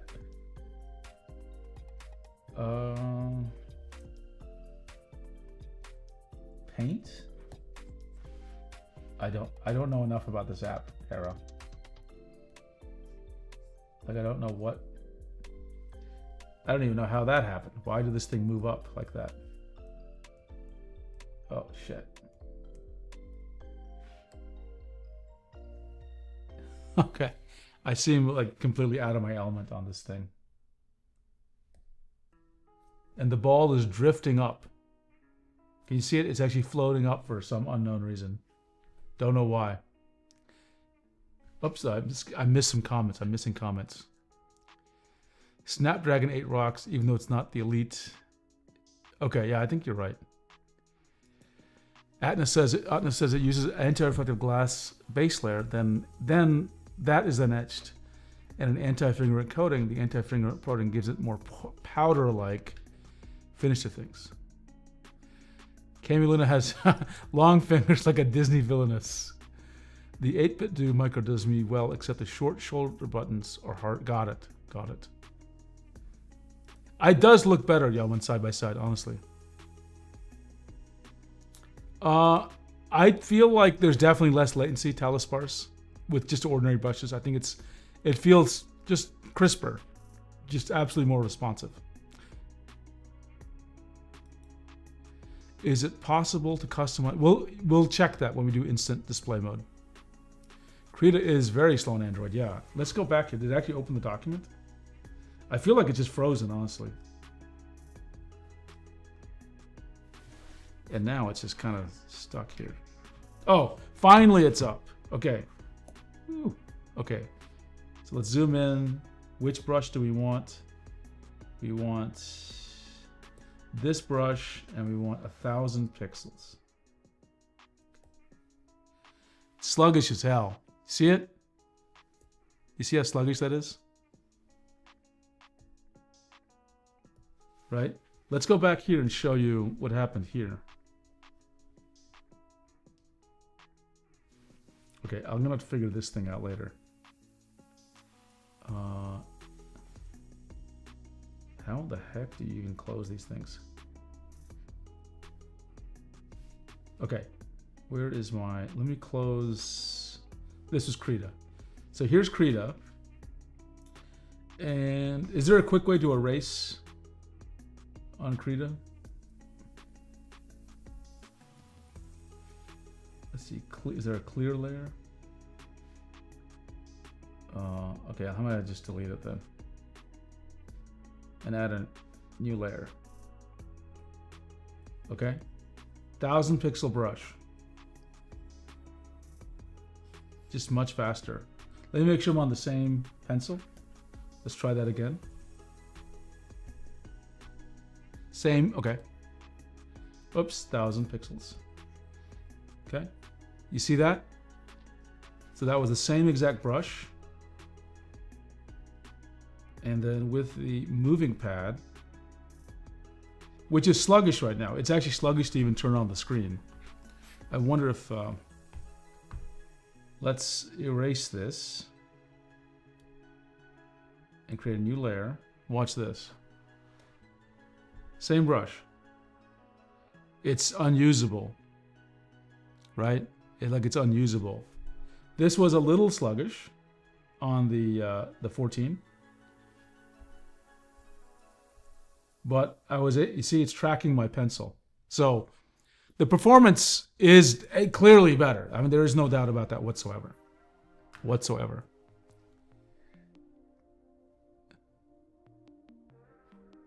Let's see.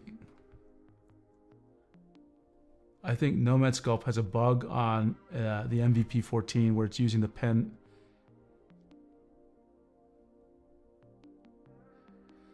Okay, Otna says the tech spec says that the Wacom Premium Texture Glass are AR, AF, and so anti-reflective, anti-fingerprint, and anti-glare. The desktop pen displays are only anti-glare. Yeah, but I really wish I understood more about the coatings and how that works. Albert, I did not reboot the 11. I did not. I may need to. Zenless. So the bug is still present? Okay. Subdivide it. Okay.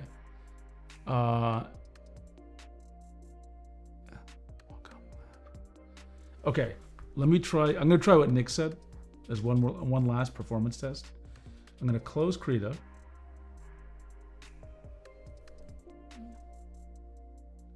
Oops. I didn't mean to do that. I still get sometimes a little confused with Android UI, to be quite honest. Let me close some of these apps here. Where is Nomad Sculpt?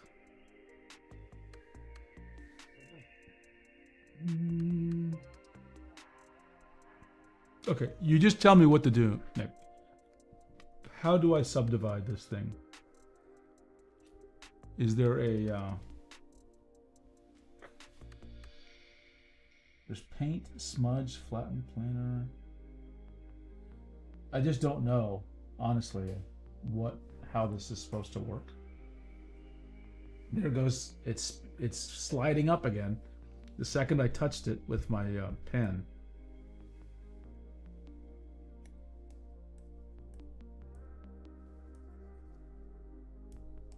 I just don't know what these things even do, honestly.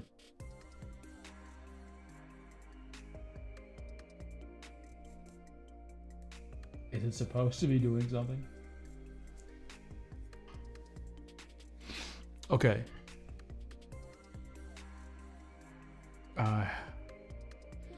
Oh, Rain, what a great question. Yeah, let's test that out. Let's test that out. I forgot the processor of the S11 Ultra. Let me close this Nomad scope. It's not helping me out. So this is the question. This is a fantastic question because, as it turns out, these two devices have very similar sizes. Okay. So now, by the way, you're noticing this is a little pinker than this. My eye, what you see on the camera is what my eyes see. Okay. Now, why that's the case, I don't know. I really don't know. Okay, what do we want to do? We want to try Krita. I think I have Krita installed. Oops, I missed. Yeah, we do. Okay, let's see if it has the same kind of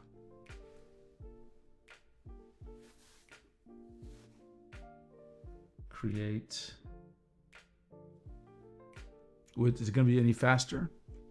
Last time I think I had to wait like a couple of minutes.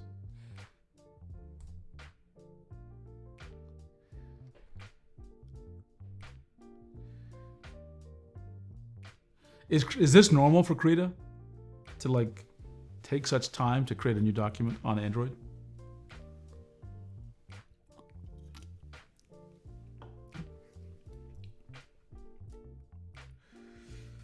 Let me test Infinite Painter while I'm just waiting for that thing to do something. And then I've been drawing some frogs. And I drew a little pen. And I drew a little illustration of an EMR. How EMR works. So let me just mess this up.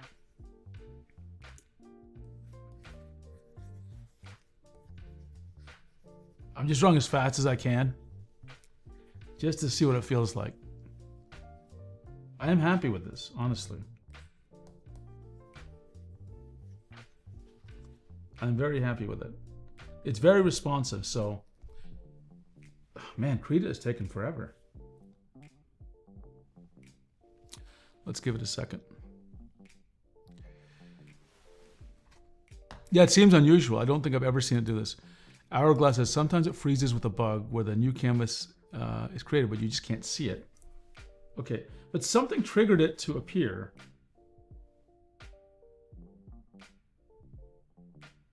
Let's go back to Krita. Okay, I think what happens is it gets created, but I have to navigate off then back on. Okay, let's do the same brush. Oh, sorry, I have to use the S Pen. Sorry, you can't see what I'm doing. Let's go there, okay. Same brush, S Pen, it's this brush with size 1000, let's see. Well, honestly, this is a little bit of a surprise. Krita on the S11 Ultra was more sluggish than on the MovinkPad Pro 14. Let's try that again. You see that? It's really messed up. Now, part of this could be because of Krita, but you saw what happened over here. It was drawing quite well.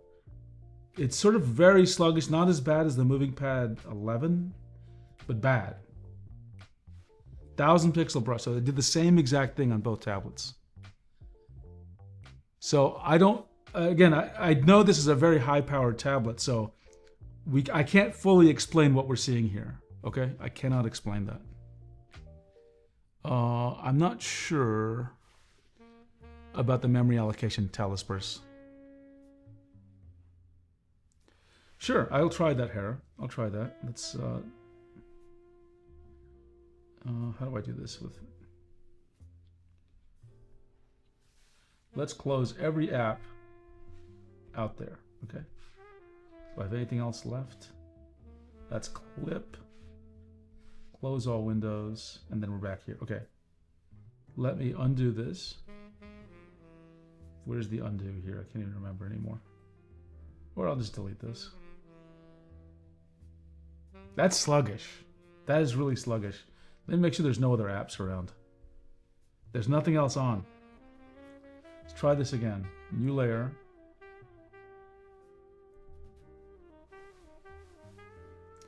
Yeah, I can draw for a second, just like half a second or less, and then it just gets super sluggish. So something is wrong here. Cannot explain what it is. Just close the other desktop. Sure, happy to do that. Okay. I think there's one more out there. I actually don't know even what those desktops were. Let's delete this layer.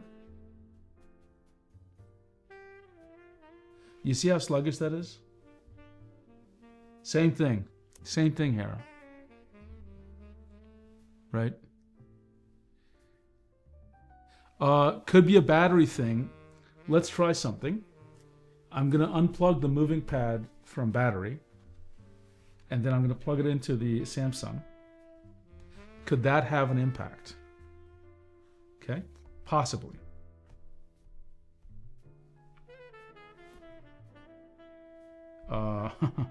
This thing is messed up.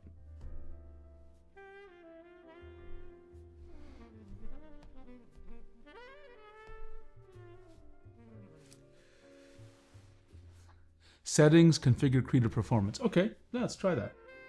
Settings. Let me remove this layer because it's really getting messed up about this thing. Okay. Settings. What was it? Settings. Configure Krita performance. And so it is set now for. It's set now for 5,700 megabytes, so 5.7 gigabytes. Is there a difference over here? Let's take a look. Where did Krita go?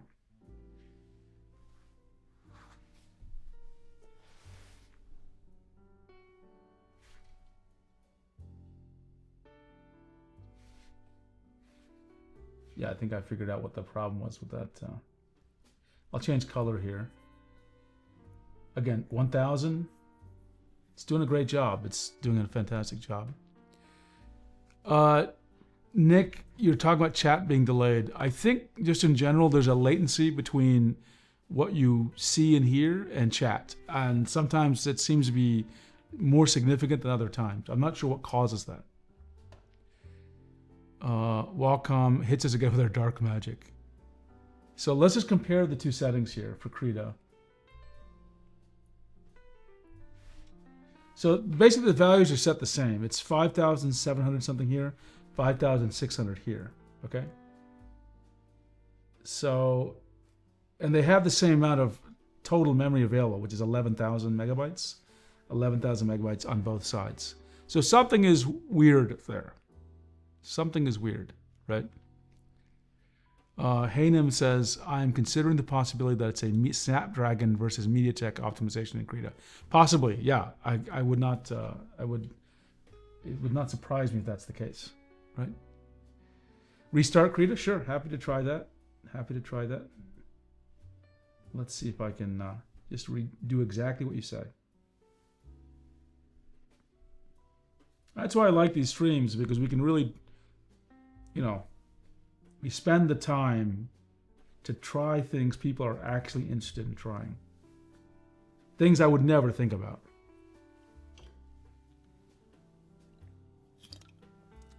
It could be a different Zenless, but it strikes me as funny that it would be that different. So I've restarted Krita here. So I've restarted Edinburgh, Krita. So let's navigate away and go back to Krita. Okay. Same brush, which is this brush, 1000.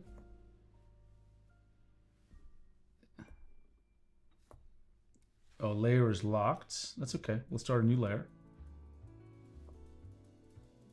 Same problem. I did, didn't I? But I mean, it was the same setting, Nick, for both tablets. Krita is like almost hung, actually. Like, it's not responding to sorry, you can't see it. It's not responding to the menu clicks very well. So it's 5.7 here and it's 5.7 here. So it's set the same, right? Like if it was set differently, that might explain the difference, but it's set the same for both tablets and they both have the same amount of memory, right? Do I have another Galaxy tab as well? I do. Give me a second. Let me see if I can find it. We'll do one more test, okay?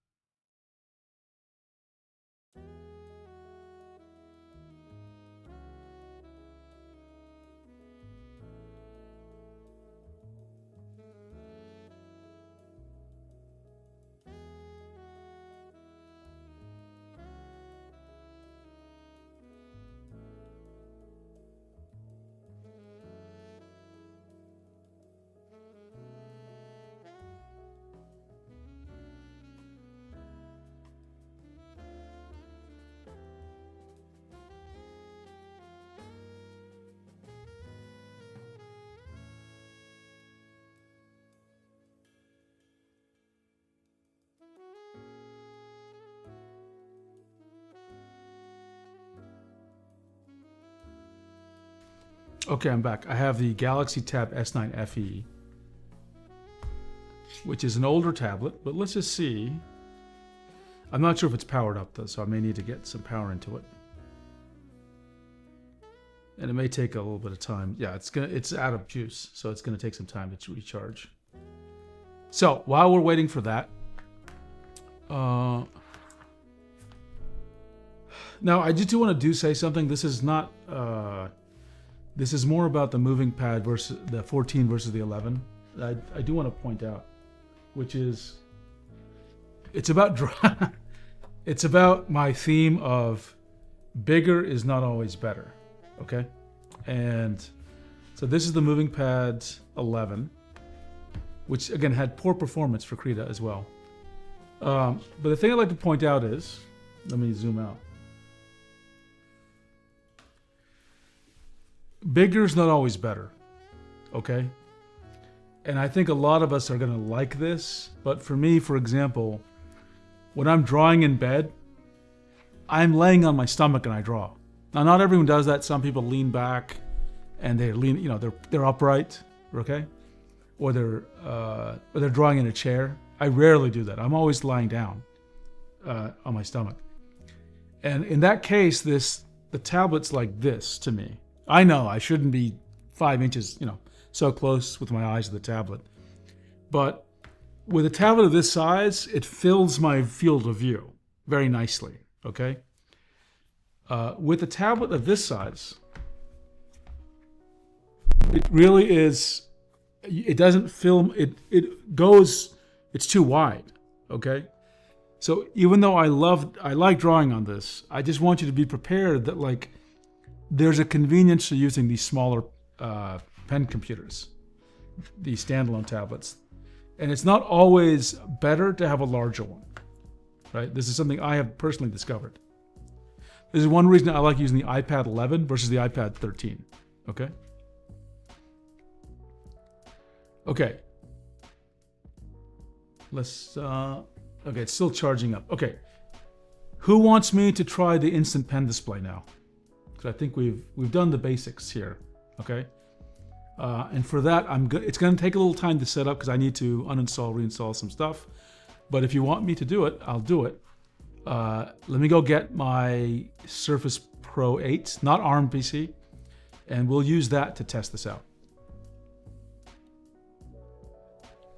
Because that's a thing I think a lot of us are very curious about. So I'll be right back.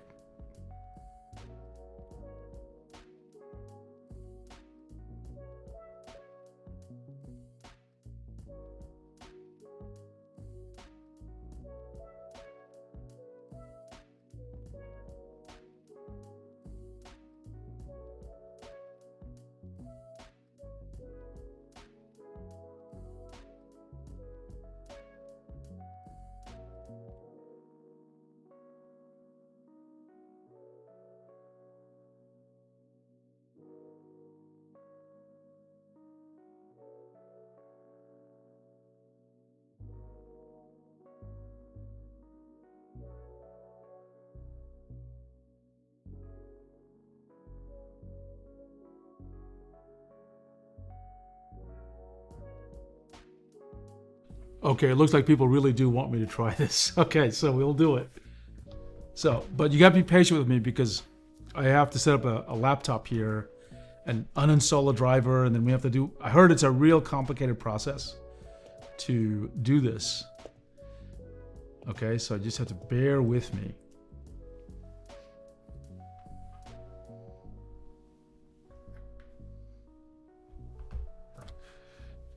Okay.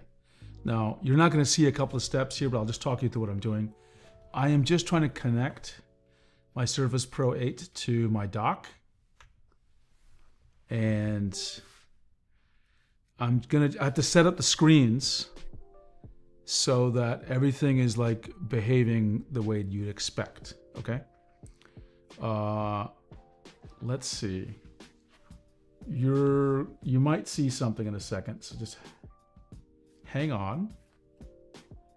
And while we're doing that, I just need to make sure that, okay, I'm seeing the screen. So you should be able to see it too. Okay, so that's the overhead. So this is my Surface Pro. So it has a different aspect ratio. That's why it looks more squarish, okay?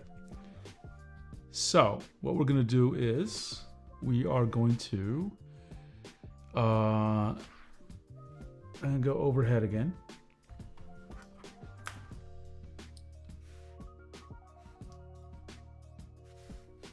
I'm going to get rid of Krita and Infinite Painter.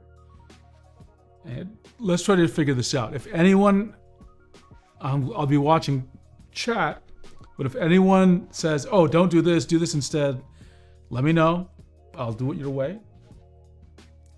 So I'm opening up the Wacom, I want to get the Wacom Tips app, the most important app in this device.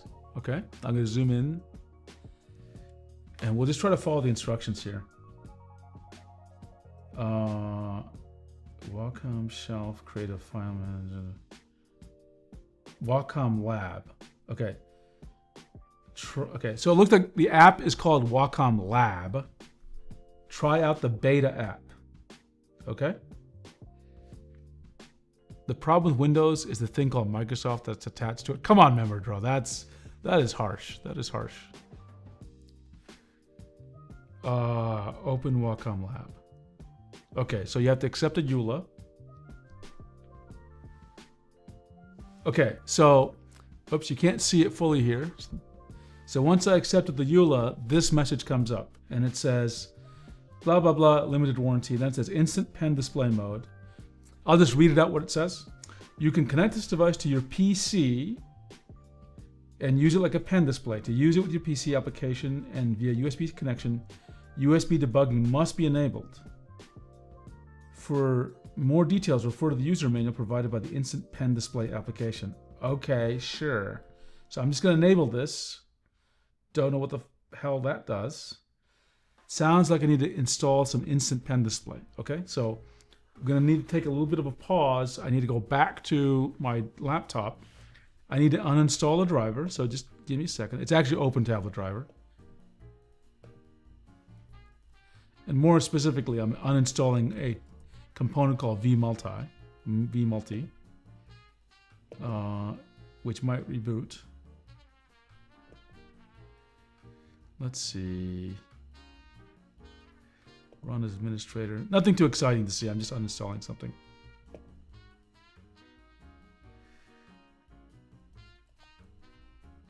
And I'm making sure there's no other drivers installed, okay? No Wacom, no Huion, no XP Pen, and no Sense Labs. Okay, no other drivers are installed. Hey, thanks for joining us, Puniam. That's why I do these streams, so we can all find out what the heck is going on. Yeah, I agree with you, Hainem. The Samsung Galaxy Book. I have the Book Pro 5 360 or something like that. Okay. Brad said it was a pain to set up. Okay, so I got to figure this Wacom Lab stuff out. There's nothing important. There's nothing to show you quite yet. So, Wacom Lab.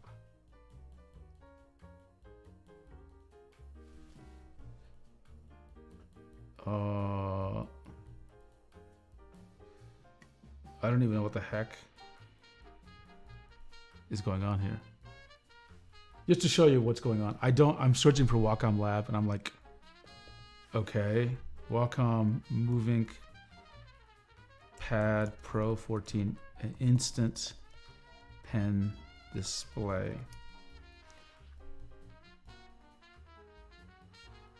Okay.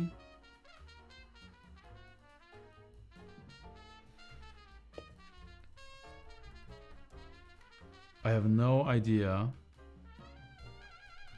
where this thing is. Instant pen display.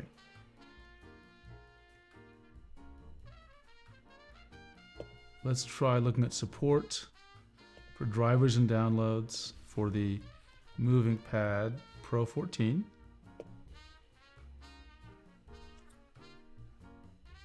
Latest Wacom driver.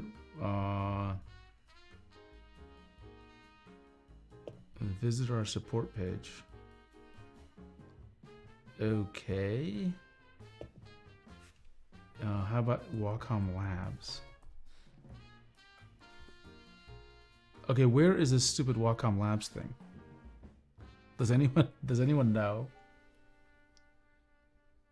Let's just try searching for Wacom Instant Pen Display Setup.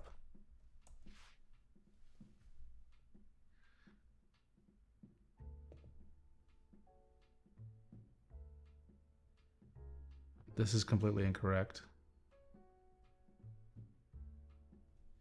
Let's try Wacom MovinkPad Instant Pen Display.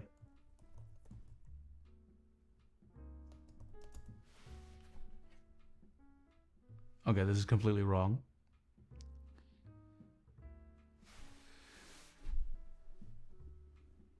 Memory Draw says, I've been wondering why the one with bears says pen display mode barely working, and it worked great for Brad. Zenla said, there's a link in Discord. And you have to add, okay. Let's go ahead and just take care of the dev mode now, Nick. I think that's a good thing. Does anyone know how to do dev mode?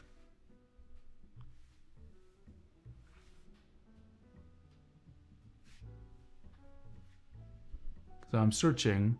I don't see anything about dev mode. How about advanced?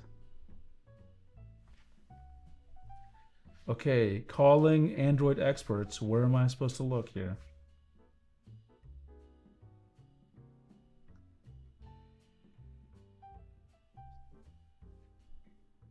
Maybe it's under security? It didn't do that, Hera. I searched there, and whenever I got to Here's all I see on the MovinkPad Pro. Okay? Let me just show you, because I know it can sound unbelievable. So I type that in, and it says download the latest Wacom driver. I don't need that. Or do I? But I'm not seeing anything called Wacom Labs. Go down to the bottom, About Pad. Let me find About Pad.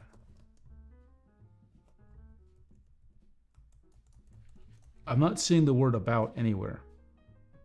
Hera. It's hidden.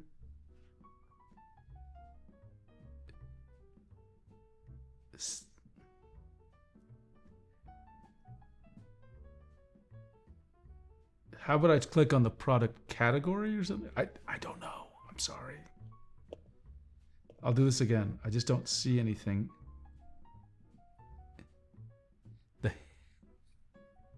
This is awful.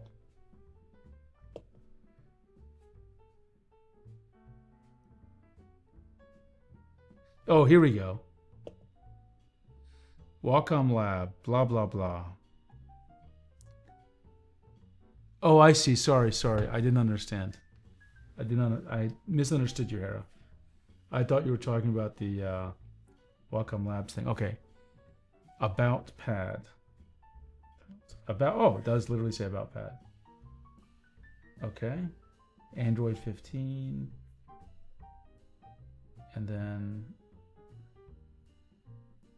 I'm looking for anything that says dev mode. I'm not sure if I've seen anything that says dev mode.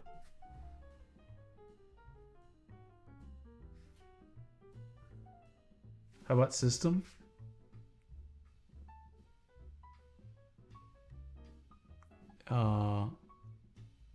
Android settings. Let's search for Android settings.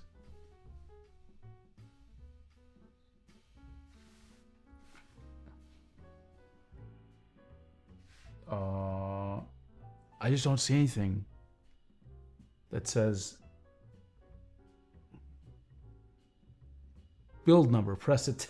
Thing is, what? I hope that would be the reason. Oh no, you weren't. I thought you were joking, Zenless. That is crazy. I thought you were joking. Okay, hang on.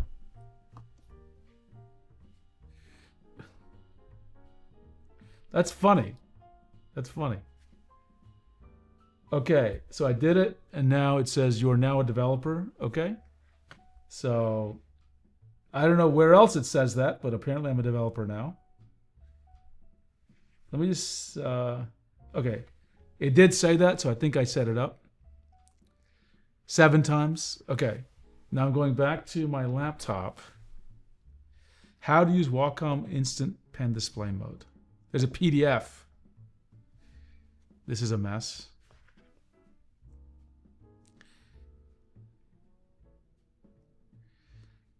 I need a cable, which I guess is the cable that was provided. Where's that damn cable, by the way?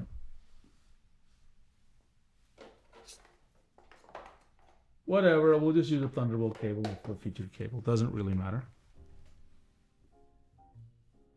Windows 11. ARM is not supported.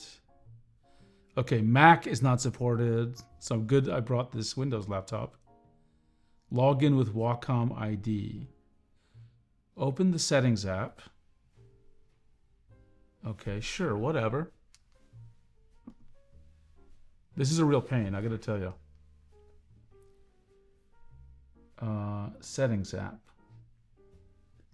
I guess I can launch it from this thing, right? Scroll down, say register a no, is this it? Right, okay, under Wacom support, register a product. No thanks, Chrome. Accept cookies. Register here for Google. Okay.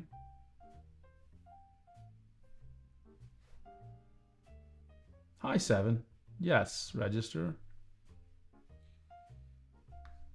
Move it over so you can see. I clicked yes. I'm just waiting. I'm just waiting.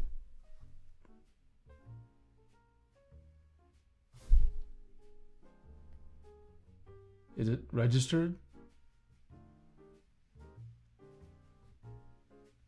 Hello? Okay, I'm gonna wait. After logging in with your Wacom ID account, click on Software Offers. Okay, I'll just do another login to Wacom.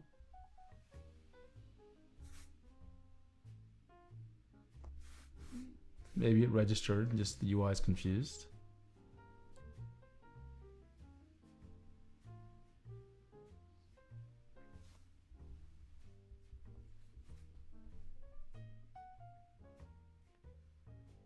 Oh man, I sometimes absolutely hate these sites. Wacom.com.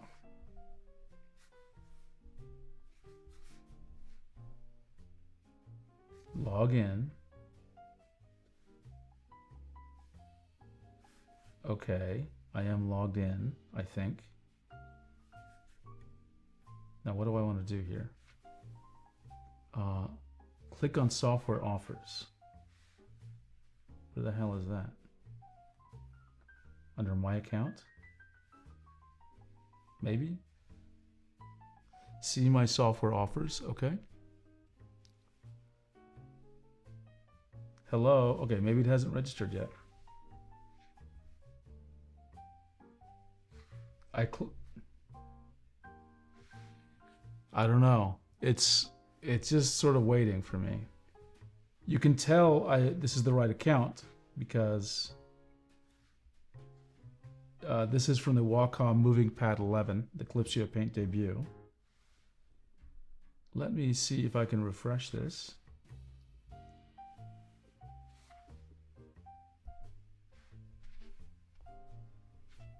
I'm not sure if there's anything else happening here. It's still spinning. Okay, so, okay. What?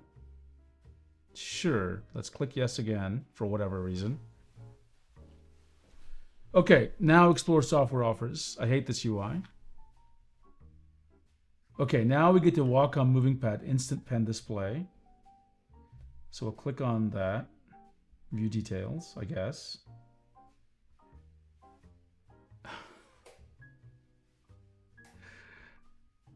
I really, hang on.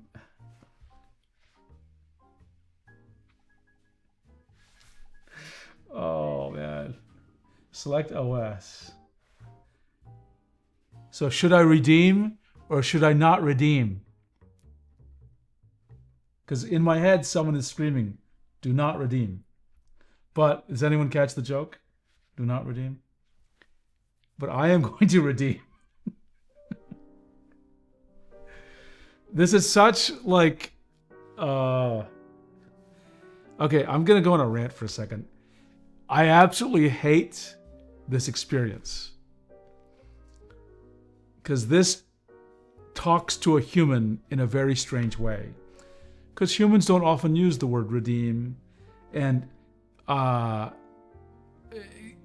in acclaimed software, it's like those words are very odd for a human to interact with. Hourglass, you get it, right? Do not redeem. Do not. I'm not going to do the accent. I'm actually not good at doing the accent, if you know what I mean. Let's see. Live stream chat, Zenless says. Thank you, Nick. I should have looked at that earlier. Yeah, the lab and us do not redeem Saturn. I cannot do the accent. I have tried. I've tried many times. I sound like it's Irish or something. I cannot do the accent, okay? Despite the fact I am from there and was born there, and obviously I'm around a lot of people from there, I cannot do the accent. I sound awful.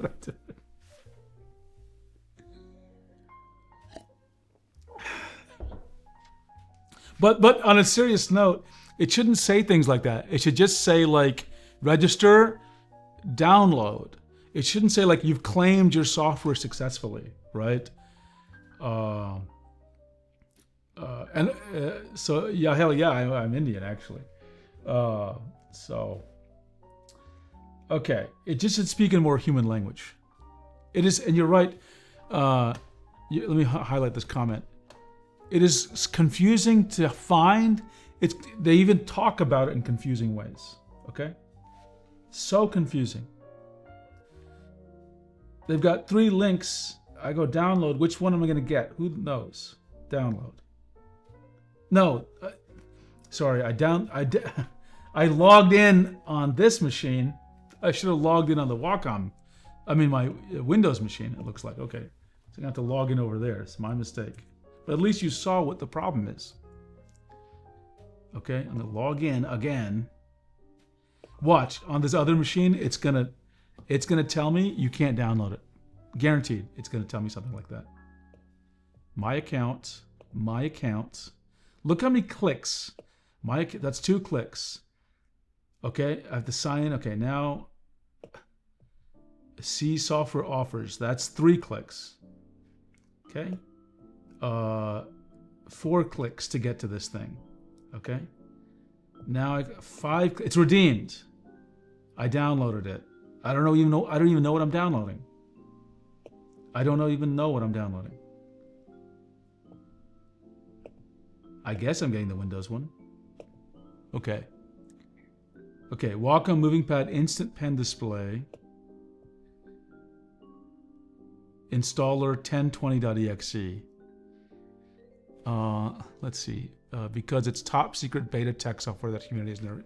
Yeah, it's crazy. You know, honestly, and maybe they will do this. Sorry, I need to scratch my eyes a little bit.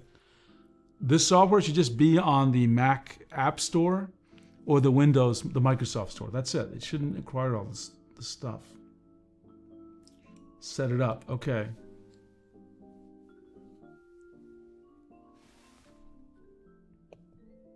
I mean, it is a beta, so I understand maybe they don't want everyone to download it, but like,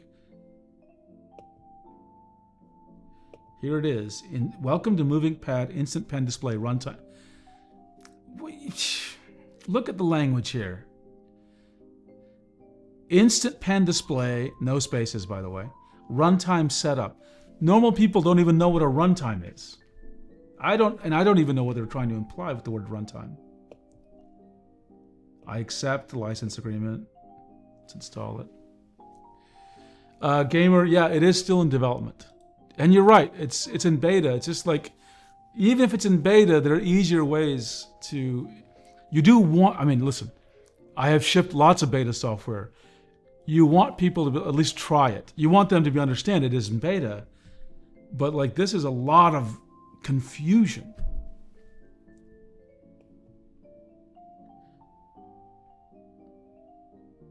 I agree. Look at because there's a checkbox there. Is there a checkbox? I don't know. It looks like there's a checkbox there that's barely visible. Oh, gee. Mother. You guys can't see it. There's a checkbox there I cannot click on. Can you see it? Right there? There's a little tiny checkbox. I literally cannot click on the checkbox. And I cannot navigate there with the tab key or alt tab. Oops, not alt tab. Like shift tab. I literally cannot select it. Let me click on the link. I'm not going to restore anything. In case that has a... I cannot click on it. I cannot click on the checkbox. Yeah, Cube, you're right. People don't, even I don't read. I just click, click, click. And oh, somehow the click worked. So now it's clicked. You see it? This little tiny, so there's a layout problem here. Yeah, see, and the text is cut off. I have to agree to another thing. Oh, come on.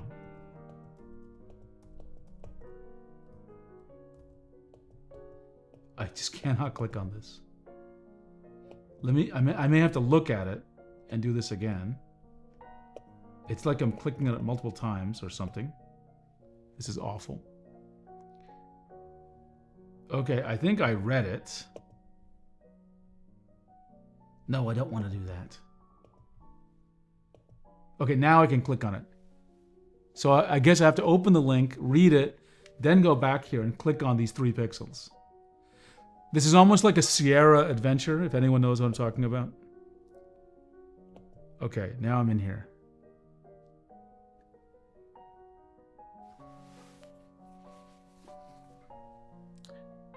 It's just not obvious that you have to. Again, layout problems. Look how the text is cut off at the bottom part. Okay. Is it going to reboot the computer or something, or who knows?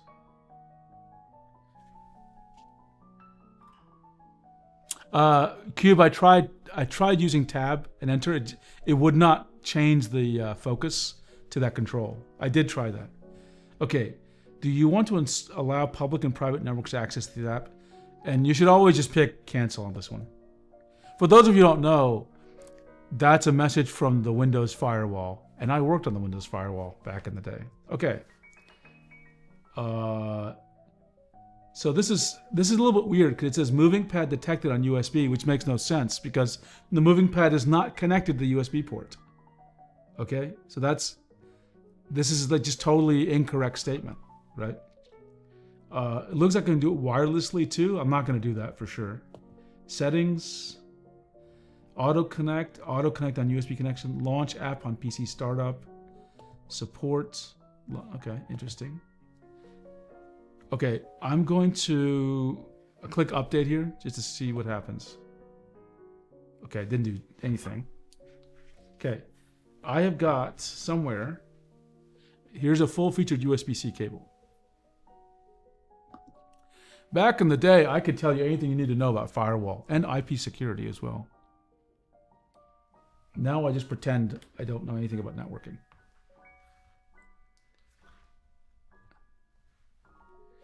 So this is actually the Huion Canvas Pro 19 cable I'm plugging in here. And I'm plugging this into my Surface Pro 8. Again, this is not an ARM computer. I plug it in. Okay, I'm going to ignore this autoplay stuff. Okay. Oh, okay, now it's telling me things. I already did the dev setup. Settings, system, developer options. Okay, sure, whatever. Let's do that. Let's zoom in a little bit. Man, this is a challenge, huh? Settings. System. Developer. System. Developer options. Okay. Do I click hit? Whoa, I need to restart? No, cancel. It's already enabled. I don't know what any of this stuff means, my friends. Turn on USB debugging. Where the heck is that? Here it is. Okay. Yeah, sure. Whatevs. Allow. Okay. Connect your... Let's, so it was already connected, so I'm oh, hang on. I disconnected something, the wrong cable. You're right, Cube. It does feel like that, honestly. Okay, let me show you what my laptop actually shows you. So I'm going to plug in the cable from the MovinkPad to the laptop. Oh. Okay, now I go back, connect it. Okay. Click the update button. Where the hell? Okay, now I click update.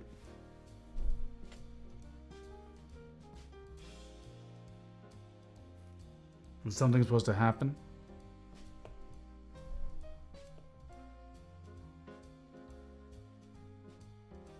You been hacked? Yeah, exactly. But oh, didn't I enable it? I enabled USB debugging, so it should be okay. So what's supposed to happen here? I'm totally confused. Like, I don't know what's supposed to happen next.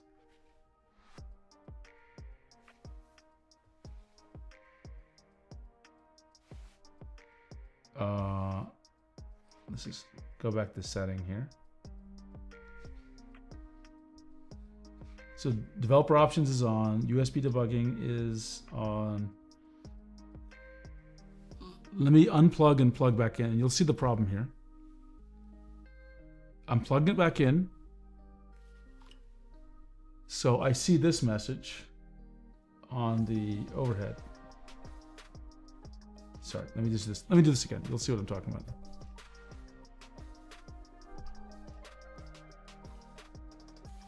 USB debugging is connected. Tap to turn off. Okay, so I don't want to turn that off.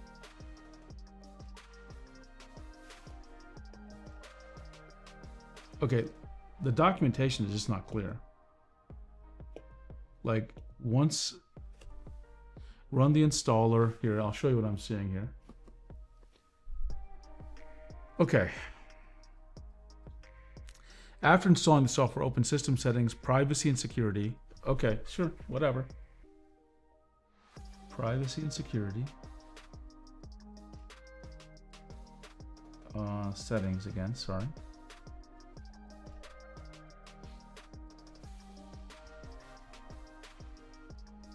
Privacy and security.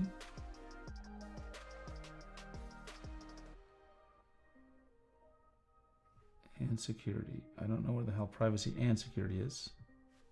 Let's just go here. And it says, go to screen and system audio recording. Where the hell is that? Should I check for updates? Maybe? Just in case. Okay. There's a security update. I'm going to ignore that. Privacy and security.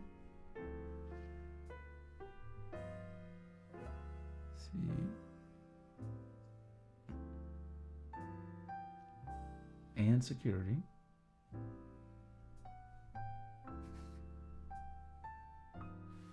There's a little and symbol. Okay,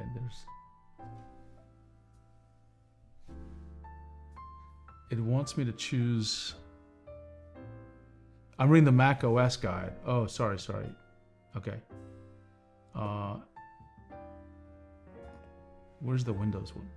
Okay. I think. Hang on.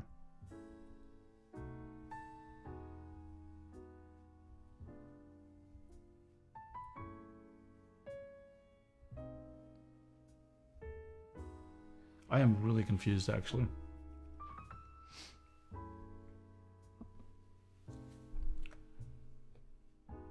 Here's where I left off, okay? We did this. We installed everything. And then, you're right, I was looking at Mac OS. So now, where was the Windows? I guess I'm confused because there's this Mac OS stuff, but I don't see the equivalent Windows thing.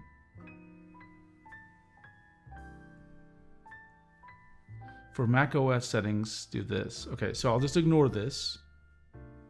And I'll just move on. Enable Instant Pen Display Mode from Wacom Lab. Okay, sure.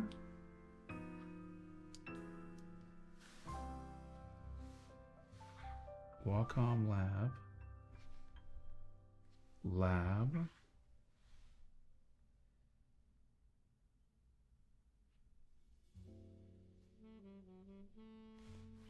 Maybe that's not the right thing. Let's search for it this way. Wacom.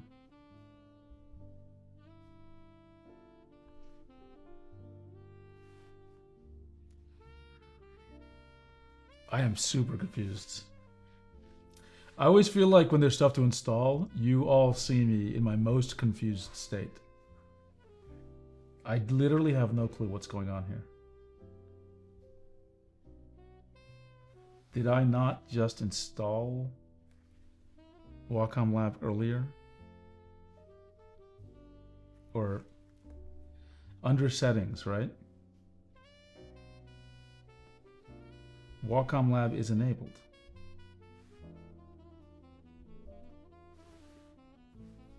Right here. So it is running or something.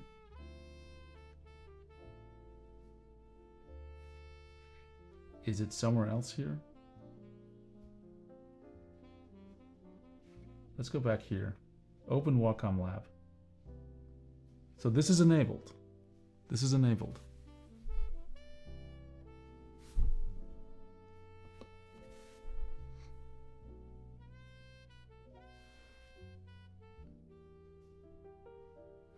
Turn on instant pen display mode. I did that, right? You can see it's checked right there, right?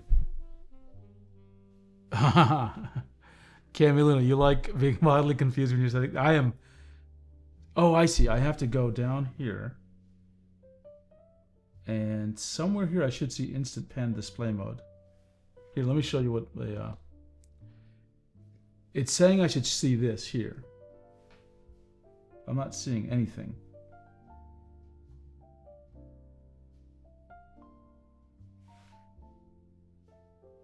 Quick share is there. Device control. Don't know what that means.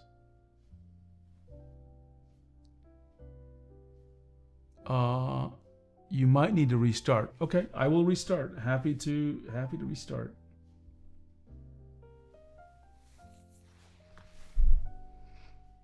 I think if this is gonna, I mean, I don't know what it's supposed to look like after beta, but if it requires setting up debug modes and stuff, it's gonna be extremely problematic for people.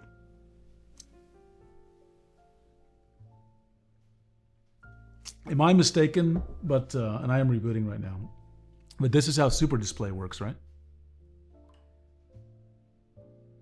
Yeah, I don't recall him. He just talked about installing it and how difficult it was. I don't think he showed the process of actually installing it. Okay, let me log in.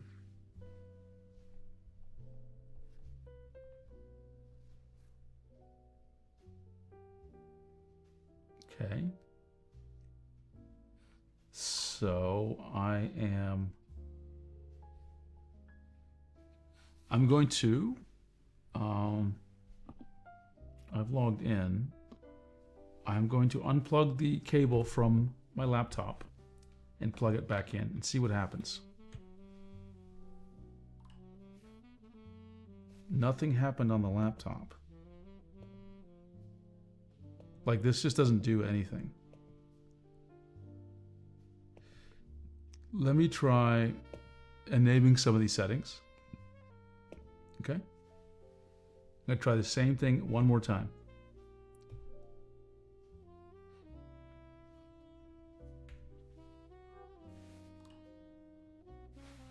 Okay, I'm still getting this message.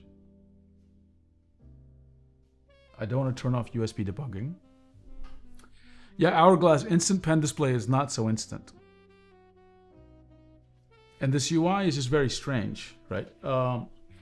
What I can do, because they did give me some stupid cable, could be a cabling issue. Let me see if I can find the cable that they gave me. Just in case, you know, they have a specific reason for forcing me to use this specific cable. They don't know where it is, right? Oh, here it is. Because I'm using essentially a Thunderbolt cable, so I'll unplug things. I'll use the cable they provided in the box now, okay? So this is what they gave in the box. Who knows? Maybe a proprietary cable is necessary for this, or whatever. I hate for that to be the case, but, you know, things happen.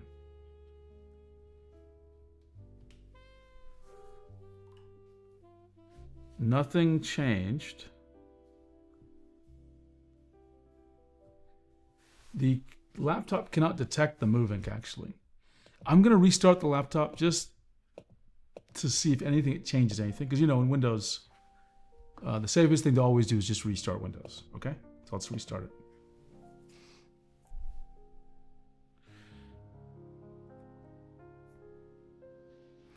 It is frustrating. I mean, this is one of the selling points of this device. And by the way, this was much easier to do on the XP Pen Magic Drawing Pad 2025 edition. And I struggled with that because I wasn't sure how to engage it. But this is taking some real struggle on my part. Give me 1 second. I want to just check my phone.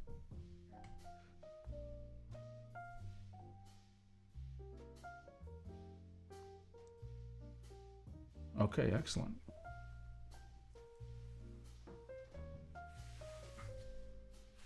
Okay, let's see. Let me enter my PIN. And then let me show you what's going on here. Hey, Cami Luna, it works. Turning on and off works really often. I recommend it as a starting point. It just is a nice refresh of the system. Let's see, Member Draw says, I can't believe they made this a selling point. Looks like something that regular people should mess with. Yeah, I would not advise anyone, if you're interested in this tablet and you want to use this feature, wait. Like, you might even want to hold off on the purchase until more people are able to use it seamlessly, honestly, okay? Because right now, I'm not entirely very happy with this. Okay, so there's the app. And it says the MovinkPad is detected.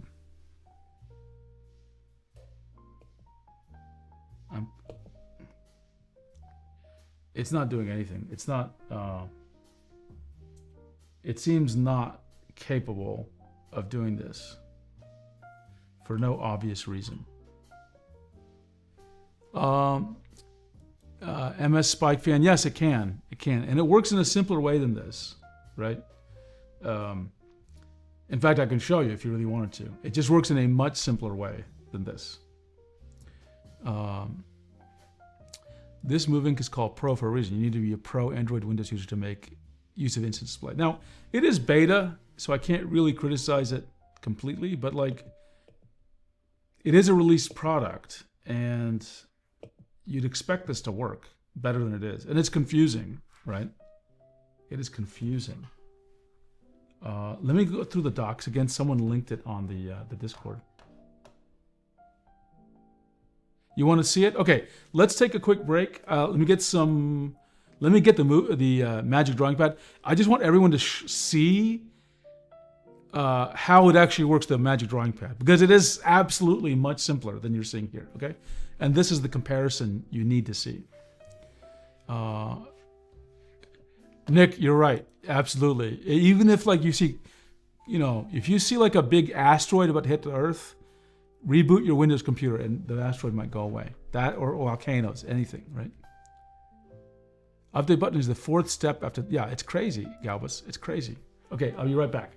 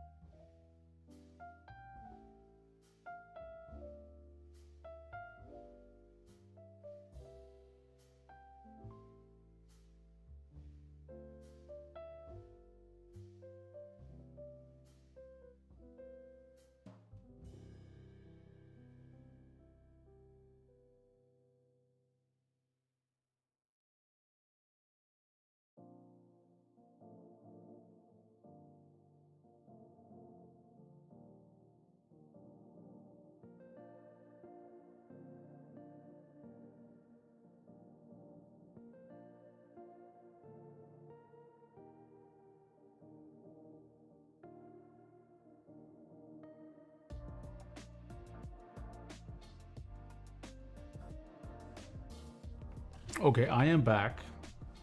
And we're going to take a little break to try the Magic Drawing Pad, just so people understand how things should behave, okay?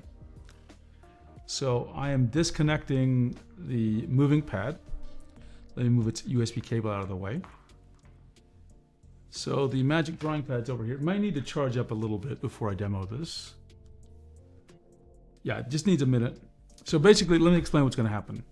With the Magic Drawing Pad, its USB-C port supports DisplayPort out. So it can send a video signal, okay? And it can transmit data, okay? Edinburgh, yeah, it looks like USB debugging has to be on, okay?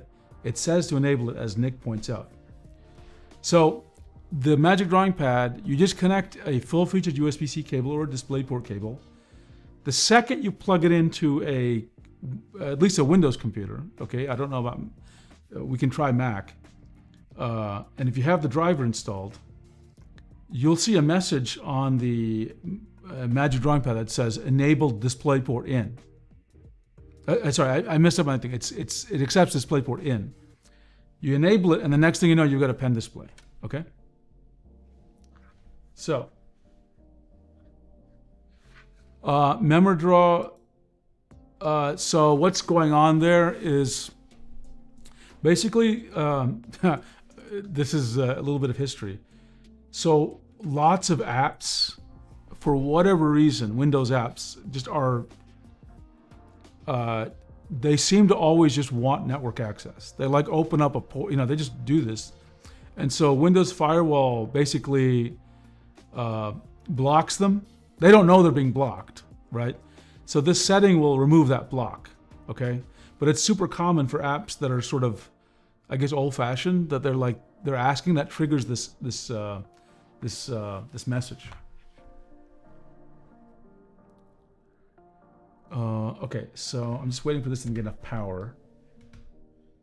It's at 3%, and it might draw power from the full-featured cable, so let's give it a try. Okay. So I'm going to put it on the overhead, okay? And I'm going to zoom out a little bit, okay? So you can see what's going on. So it is, I'll go ahead and just turn this on. I think it is, it'll just reboot, because it needs to be on for this to work. Okay, let's have it boot up.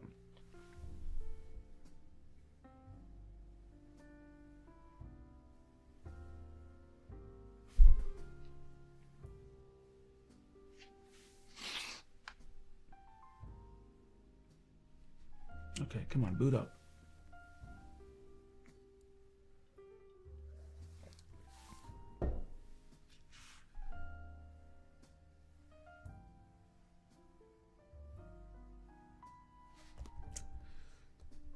This has been depowered for a while. I haven't been using it, so it takes a little bit of time here.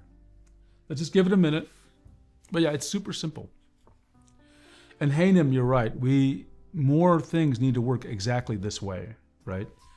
And that was what I was hoping they would do with the MovinkPad Pro. As we can see from, as we're going to see with this device, it's possible because another tablet does it, okay? Okay, this is booting up.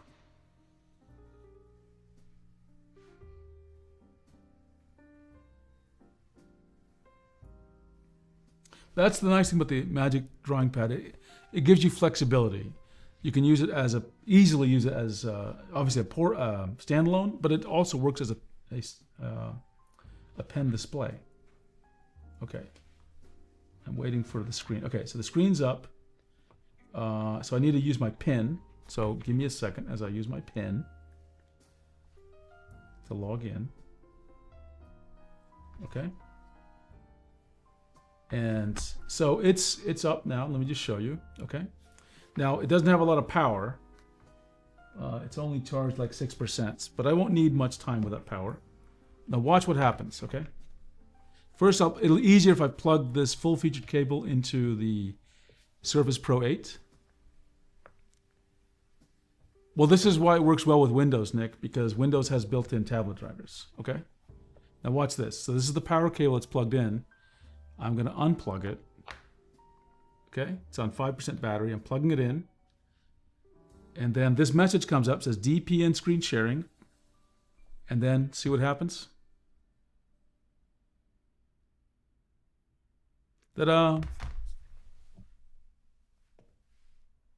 You see? Did I need to install some lab software or enable USB debugging? No. Right? It just works. And this is a convenient feature. This is how this should work. Right? Now, I'm sure there's driver issues or whatever, right?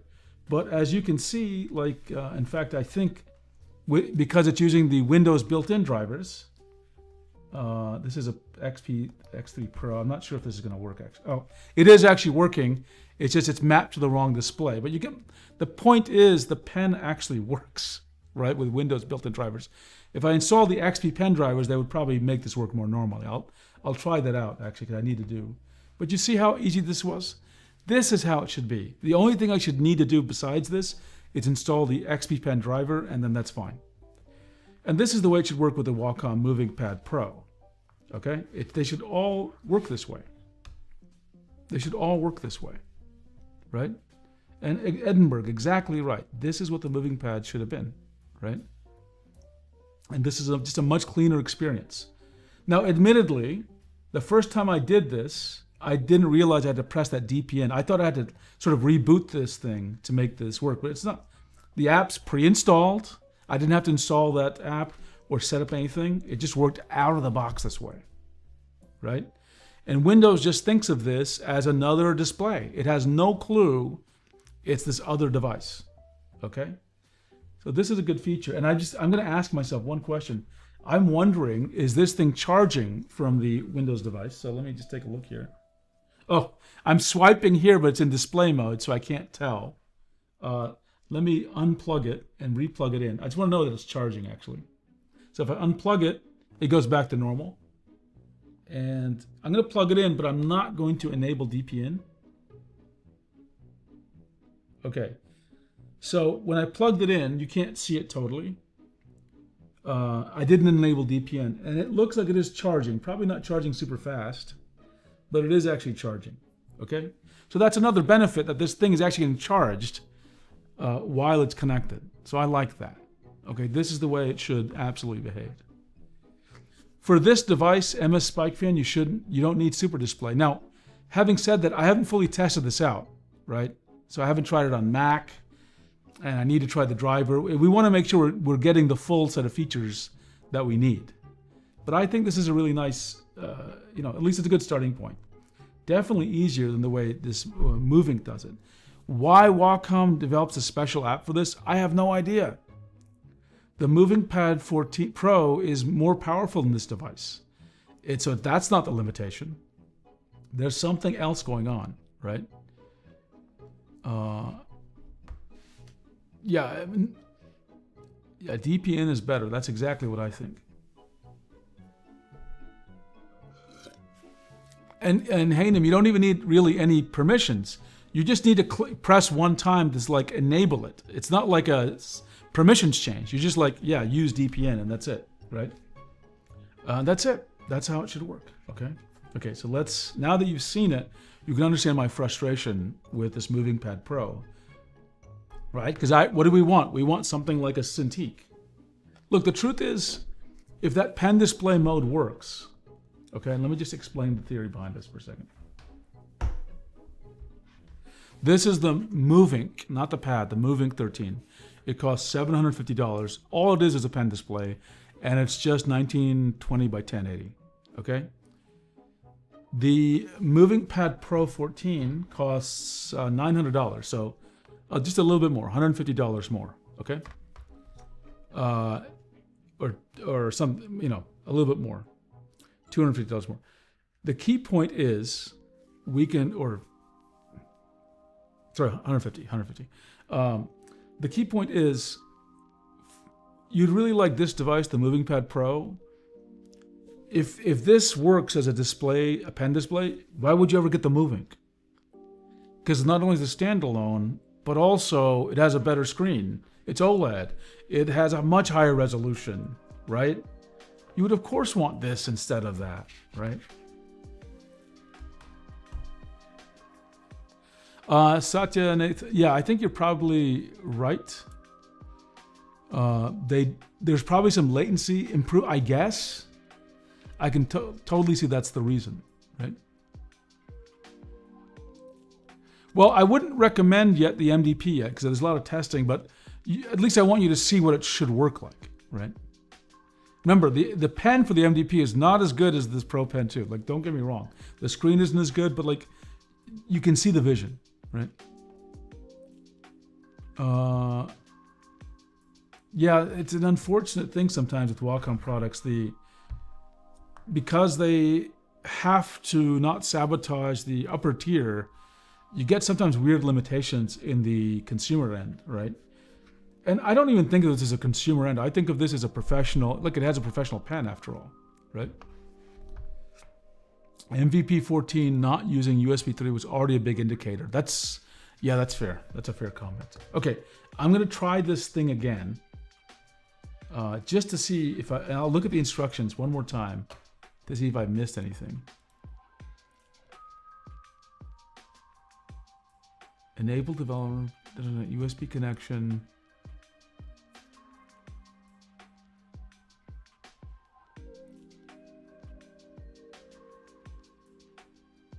Maybe I'll try over wireless. Maybe. Okay, let's try that.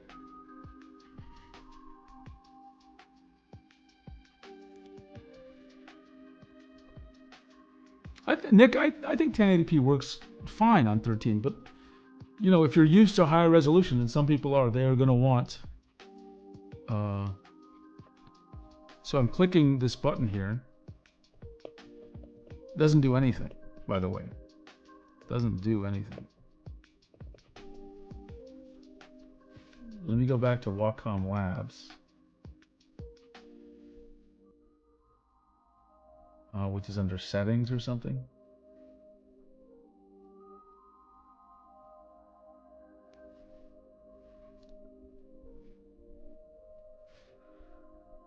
Let's see, Wacom Labs. Sorry this is getting frustrating for everyone, but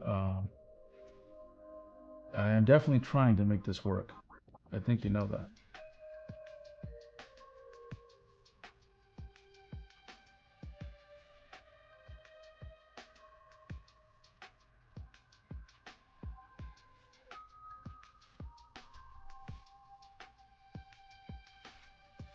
Yeah, I think it's going to be, let's plug it in again.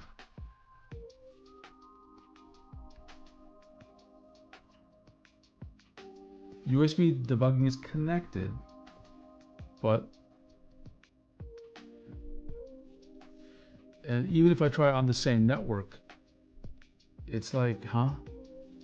Let me take a look again about this networking thing.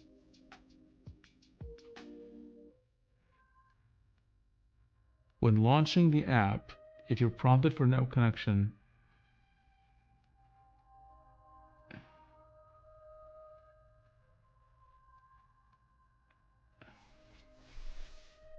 take a look here. Yeah, I don't even know what's going on anymore. Let's try one more time. I'm going to search for Wacom Lab on the... That's the other frustration. The Wacom Lab is not a app. Like, you can see canvas, shelf, and tips, but the Wacom Lab is not apparent as an app, so it's hard to figure out how to launch it. It's Meti. Have you tried steps 1 through 4? Yeah, we did everything. We enabled developer mode. We enabled USB debugging. We're connected with a USB cable from quick settings. Okay, I'm going to try one more time. Where's quick settings? From the quick setting. What is the quick settings panel? Maybe that's the missing link here. Does anyone know?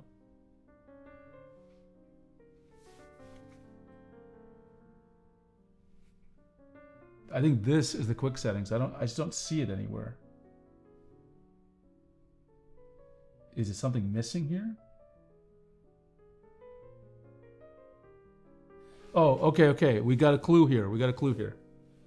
I opened up the quick settings thing and I found instant pen display here. So I'm going to click it.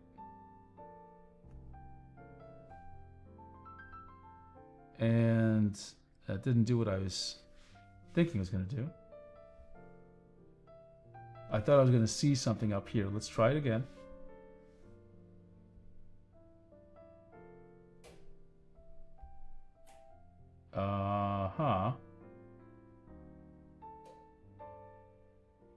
I actually don't understand what is. Oh, I see. Do I drag it up here? Okay, let's try that. Okay, so let's go back. Now it's there, right? Instant pen display. Unavailable. It just says it's unavailable.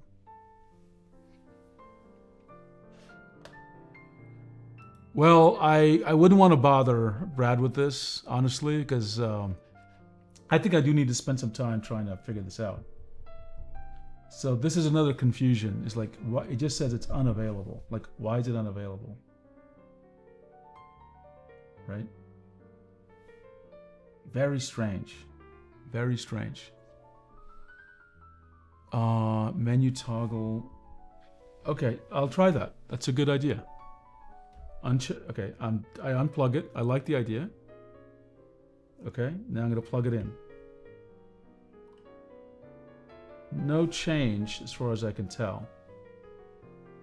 This thing still just says it's unavailable. But I like that suggestion. So why does it say unavailable? Does anyone have any idea why that would be the case? I'm going to move it a little bit earlier in the stack so it's easier to find for me. There we go. Now instant pen display mode is right up there, but again, I cannot set it up. I'll try it again. So I'm unplugging it, and then I'll take a look at the notifications here. Nothing is happening here, right? Like this thing just says instant pen display mode. I can't even click on it. Press the update. Okay, now I'll try. Okay, yeah, sure. The update button is spinning and it just doesn't do anything.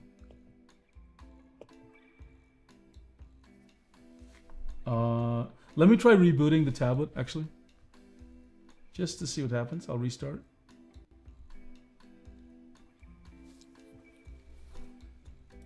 Did you set up working with the computer? I'm interested in this for Blender. We are trying. We have been failing for an hour now to set it up, right? Sugary sweet in Wacom Lab. You have to enable pen display mode through settings. I think we enabled that, but I'll double check the instructions. Sugary sweet. Yes, that's correct. We have been trying to do that. Okay, let me set up my password.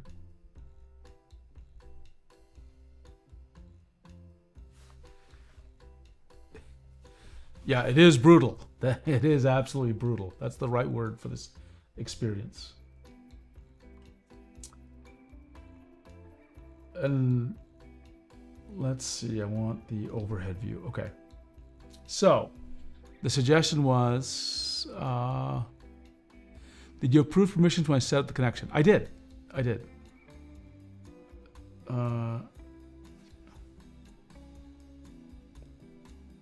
Let me try something here. I wonder if, it wouldn't be a firewall thing, but maybe. Let's just take a look.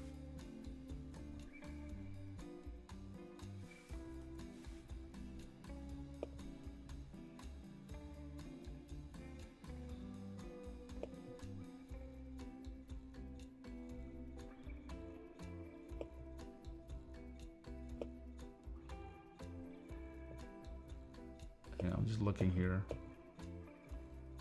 is the Wacom.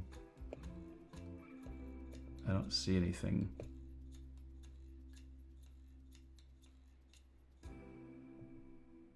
Okay. Yeah, if you can check.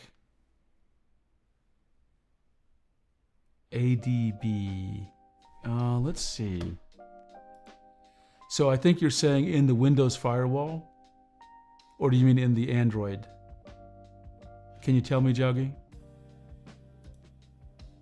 Edinburgh, I honestly think they simply outsource this to a tablet manufacturer there, hence why it's up to programmers to create feature without proper hardware. That should possibly.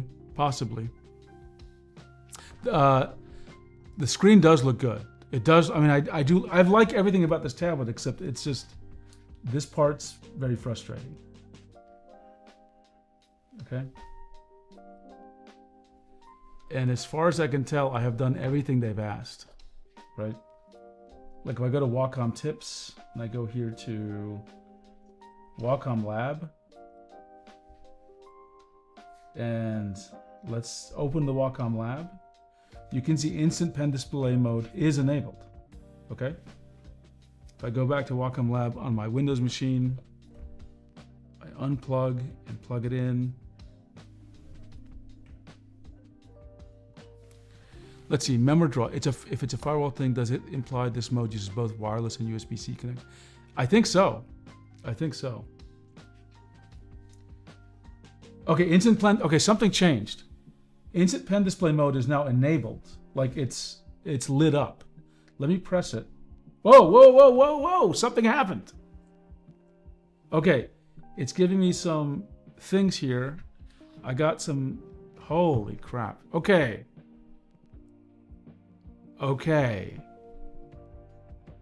It's working.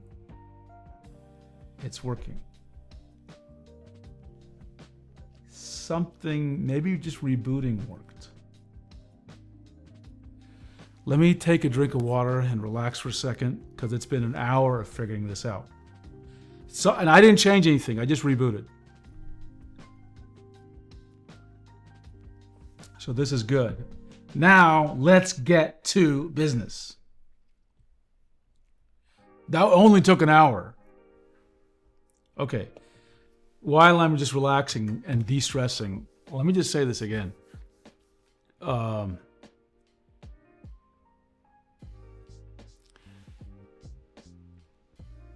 I would be considered a technically competent person. After all, you know, I worked on components in Windows. I worked at Microsoft for 28 years. And obviously I've used computers for a long time. If I am struggling with this, many people who just want to draw are going to be unable to deal with this. Even if everything worked, and I didn't have to install this USB debugging stuff with developer mode, this will be very confusing for lots of people. So Wacom needs to not just make this work and get it out of beta, they need to fix the experience to basically be one click, okay? That's all I gotta say. They've got to make this work. Because if this is the struggle someone's gonna have, it's gotta work as good as the Magic Drawing Pad. Okay, enough of my rant. Let's see what the hell is going on here. So first of all, does the pen work? Okay, so I want you to notice something. Sorry, you can't see it, Tope. How can I, oh, you're not. It's just a display. Hang on. I know how to make this work. Give me a second. It's not gonna be obvious what I'm doing, but what I'm doing is I am gonna duplicate displays, okay? So let's identify that's display 3. So I'm going to extend 3 to 1.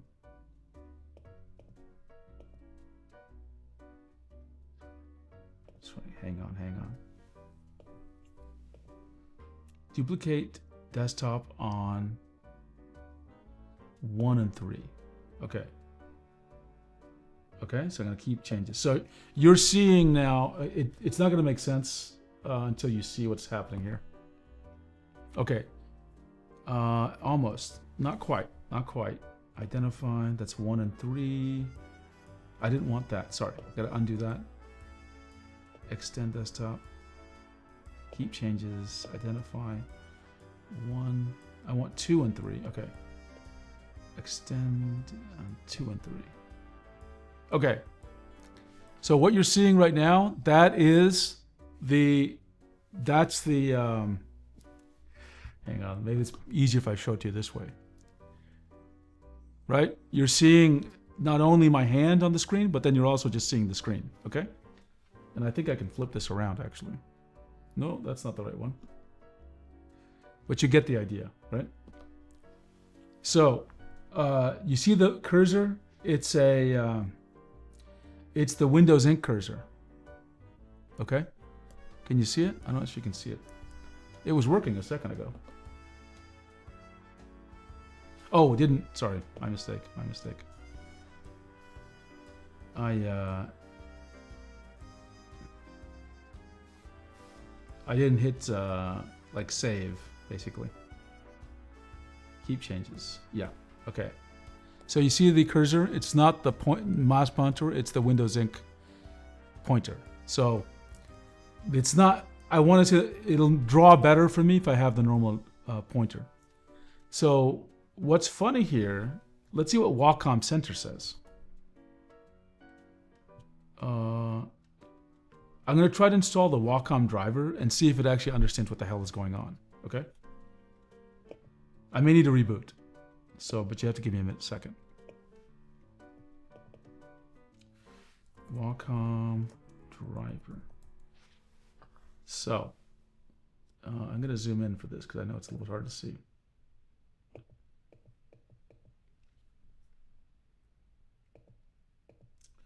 So let's just try to see if there is a driver, MovinkPad Pro.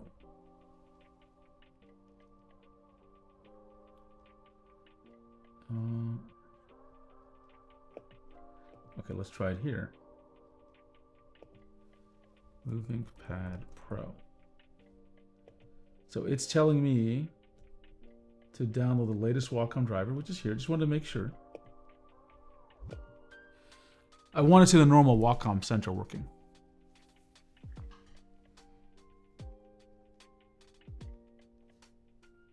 Confirm download. Let's give it a second to download.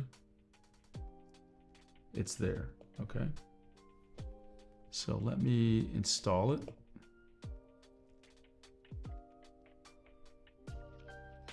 Sugary Sweet, you've tried this, and it didn't work, it sounds like.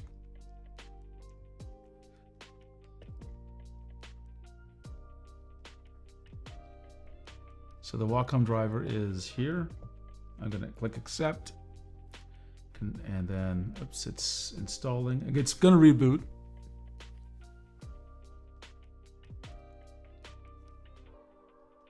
Because we need to know if this is gonna interact with the Wacom driver in case we want a pressure curve or some other weird thing to happen.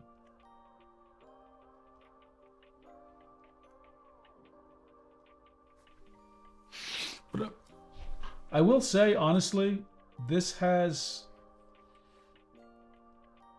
less latency than I would have expected. So I'm actually pleased about that.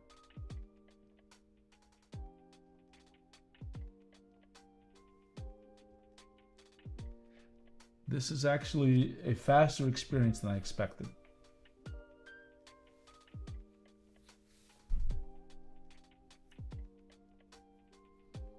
Okay, and it's going to, just so you can see what's happening, it's telling me I need to restart. So I'm going to restart, and I'll take my face off on the camera and restart, and then we'll see.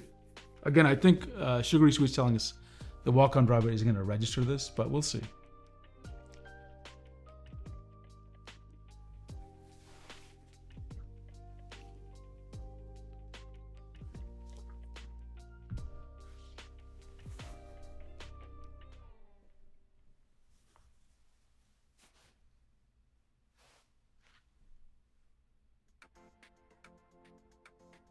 It's trying to connect to the PC, which is funny. The PC is rebooting, so I'm going to disconnect it for a second. Then we'll see what happens.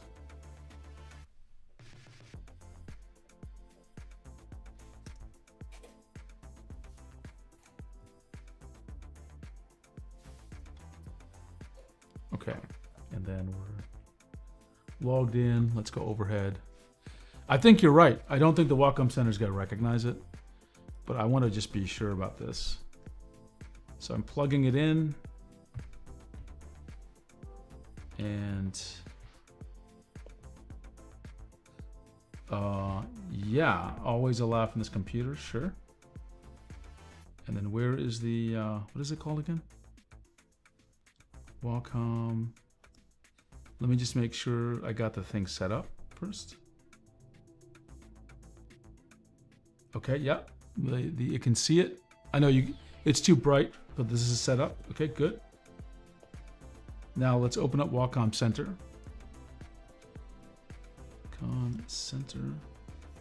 Does it have any recognition of this tablet? No. Wacom Center does not recognize that this tablet is a Wacom tablet. So that's another flaw here, because you're not able to use, like, this thing just doesn't know it's there. So you can't do a pressure curve in the driver. You can't do any other interesting things. I'm not saying it's the most critical thing, but in general, you want the Wacom Center to know about this thing, right? Because how are you going to remap the pen buttons, for example, right? So I don't know what the plan is there. So that's an interesting point.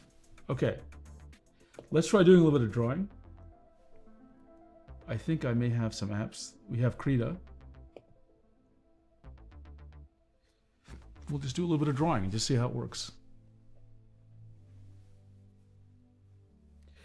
So if anyone's interested in this tablet, I think overall I love the tablet. I just think if you're gonna really depend on this mode, you may want to hold off, okay? You may want to hold off. So new file. It's about 4,000 by 2,000, so it creates it super fast. Okay, let's find a brush.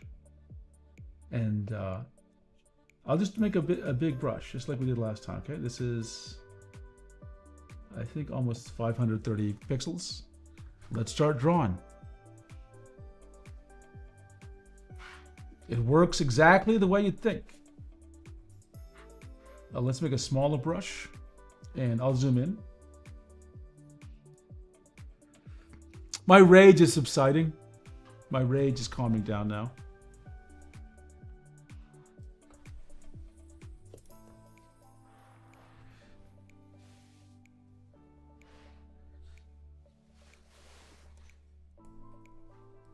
You know what, honestly, I would say there's the very slightest delay, the very slightest choppiness in rendering. Part of that's probably Krita as well. But I think a lot of people would use this and you wouldn't be able to tell you were connected in this weird app way, right? Pressure is working extremely well.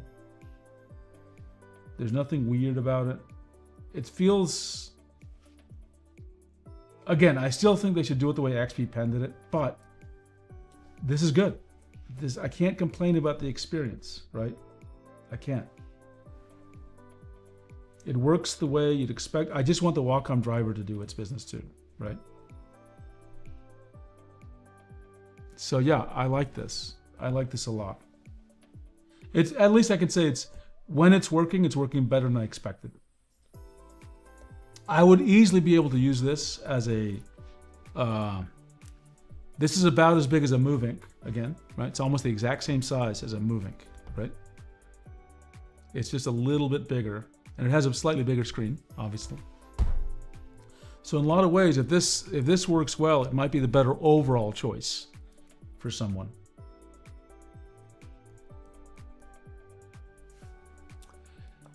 Oh, Rain asks a good question. Do you think they'd bring the feature of the MVP11? I don't know. Does it run at 120? Okay, let's take a look. Nice, thanks for joining, Jessica. Let's take a look at the display settings here. I don't believe it supports 120 Hertz connected this way, but I'll take a look.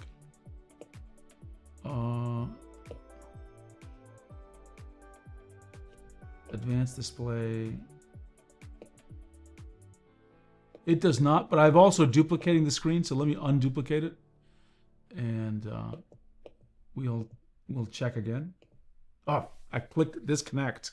I didn't mean that. I didn't mean that. Keep changing. Oh no, this is still working. It's still working. Sorry. Or is it? Actually, I don't know what the hell I'm looking at here. Yeah, this is still the same machine. I think I need to reconnect it. Let me disconnect and reconnect.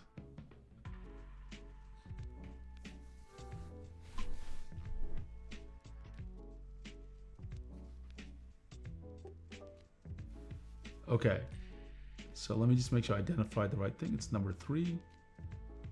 So is my pen's not working for some reason. Okay, that's working. Krita is messed up. Krita is confused about what's going on. Let me just close Krita. Let me somehow Firefox launched. So the question is, does it work with 120 hertz?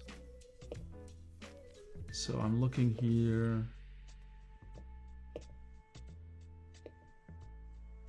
No, it does not.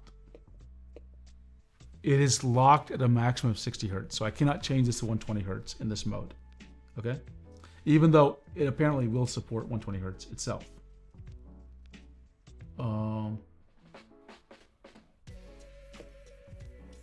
Let me also go back, and it picked a little bit of a weird resolution. It picked 1440 by 900. So let me go back to, if the actual resolution is 2880 by 1800, so let me select it. Keep changes. And I'm going to make sure that, okay. Yeah, it's working normally now. But yeah, it does not give me the option for 120 hertz. It's stuck at 60, basically. Yeah. I think you're right, Jessica. It's just too much bandwidth, because this is not like a, it's not like a Thunderbolt cable. It's like, did someone tell me it's like a USB 2 cable or USB 2 port?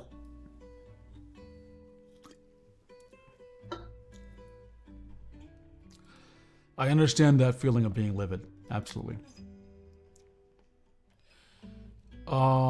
Jessica, when you're using it as a standalone tablet, it goes up to 120. But when you're using it as a pen display connected to another computer, it only goes to 60. Haynem says, the reason I said USB 2.0 was a big indicator is because I don't think you can run 120 hertz at low latency without wired USB 3. Yeah, I believe you. I believe you. So this is good. And what I think here, and I'm just going to talk about this, of course I wish it was easier to set up, but the reason I do like this pen display mode is, you know, you can bring this thing along with you to draw. And then if you're, writing, if you're doing work, you can just prop it up and use it as a second monitor. I think it's a very convenient feature. Even if you're not drawing, it'll work as a second monitor, okay? So that's really nice. So I'm gonna just try, just testing. This should totally work. I'm just gonna notice if anything's unusual about it. I have a PowerPoint presentation where I'm working on something, and I'm just gonna see if it behaves just like I'd expect for a PowerPoint. Yep. I'm cycling through my PowerPoint presentation like I would do as if I was still working on Microsoft, and yeah, it just, I would never guess it was not plugged in like a normal display, honestly. Right? Of course, you'd need a stand. You don't want to just lay this flat, but I like it. Okay, let's see if there's any other comments here. Color does look good. Color does look, I really do like the screen, honestly. Like, it's hard for you to see, but let me, I'm gonna compare these two screens here. And they're probably set at different brightness levels. I don't know if I can change the brightness this way. Let me see, I think there is a brightness thing here. Okay, when you're plugged in this way, the brightness buttons up here don't change anything. Here's another question. will the speakers on this work? Okay. So I'm gonna just try going to YouTube. Actually, let me open up Discord because I know we have a music channel. So I'll just play some music, and let's just see if the music comes through this thing. Let's see, where's our music channel? Oh no, I shouldn't play music. That would, yeah, that'll cause a copyright strike, and then that's gonna cause problems for people. Let's just see. I'll get to my own channel. Okay. Channel content. Yeah. There's template. There's no way to map. There's no way for me to adjust it that I can see because there's no driver, right? Oh, I'm so scared of trying wirelessly, but I will try. Just give me a second. Okay, I'm gonna turn off the audio, the music that you hear, for just a second, and then I'm gonna see if audio will play. You should be hearing my voice talking about something else, okay?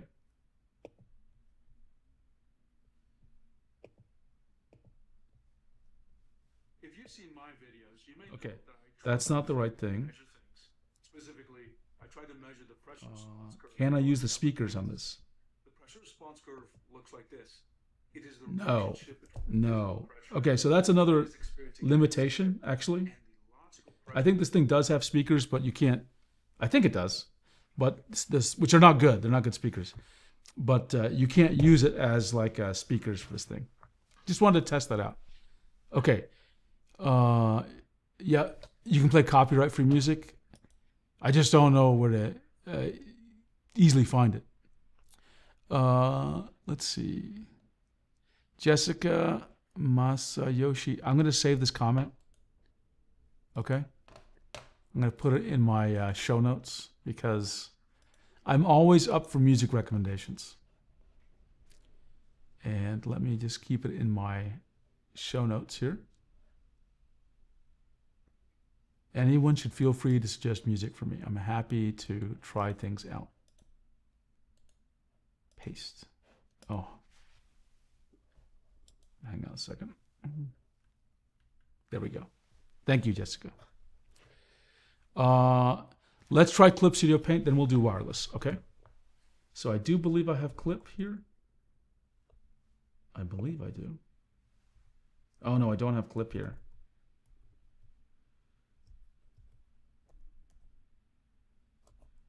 Okay, I don't have Clip. I thought I did, but I don't. Actually, wait a second, maybe I do. I think, oh, I do. Windows just got really confused on me. Crabrave? Crabrave, is that what you want? Hate him? Okay. Here's Clip. And then I'm going to do, my standard test with Clip is 1,000 size airbrush. Because that Clip struggles with that. So the brush size is 1,000. Let's see what happens. Some of the sluggishness is just Clips, but like I said, I don't think I'd notice a difference, honestly. I don't think I'd notice a difference at all. Right? Crabrave is royalty free. Let's see, Nixon. In EU, Moving 13 is crazy expensive. No sales at all. Cami Luna, I don't know if that's a good thing or bad thing. Linus Tech Tips. Let's see, love your vibe and all the dappers. I love it. Okay, someone wanted wireless testing. Let's do. Let me do one more brush here. Let me do my favorite G pen. G pen. That's a 2000 level brush. So let's erase. Let me make it bigger than 3 pixels. Interesting. I'm not getting pressure here with Clip. Okay. Now, there may be reasons for this. Let's take a look. Why is that not working? Clip pressure.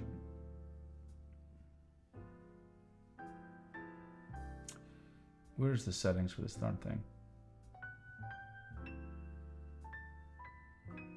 Preferences, tablet. Oh, it's clip is set for WinTab. I'm going to change it to tablet PC, meaning Windows Ink, and I'm going to restart clip, okay?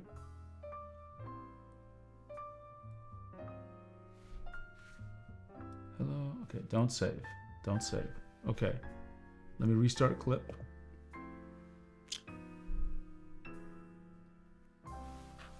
Okay, now, yep, pressure works. So that's another lesson. You're going to have to use Windows Ink. What the hell happened there? Why did this stuff appear? Did you see that little menu? Oh, okay. This little menu appeared. Do you see it? Alt, Shift, Control. That happened when I pressed the top button on the Pro Pen 3. So the question is, and it happens when I press the middle button. And it happened when I pressed the lower button. So that's weird. Didn't expect that to do that. This looks to be an Android thing because it's not appearing on Windows. So this is part of the Android experience. I guess this lets me disconnect. So yeah, pressure works. Pressure works. It's pretty, you know, I have to say, this is way more responsive again than I thought it was going to be. Unless you were really, really crazy picky, I don't think you'd notice it was connected this way, which is surprising.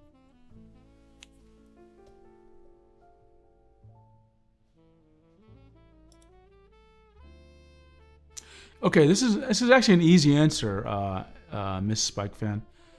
So let me just show you something. Oh, hang on, I gotta find it. Okay.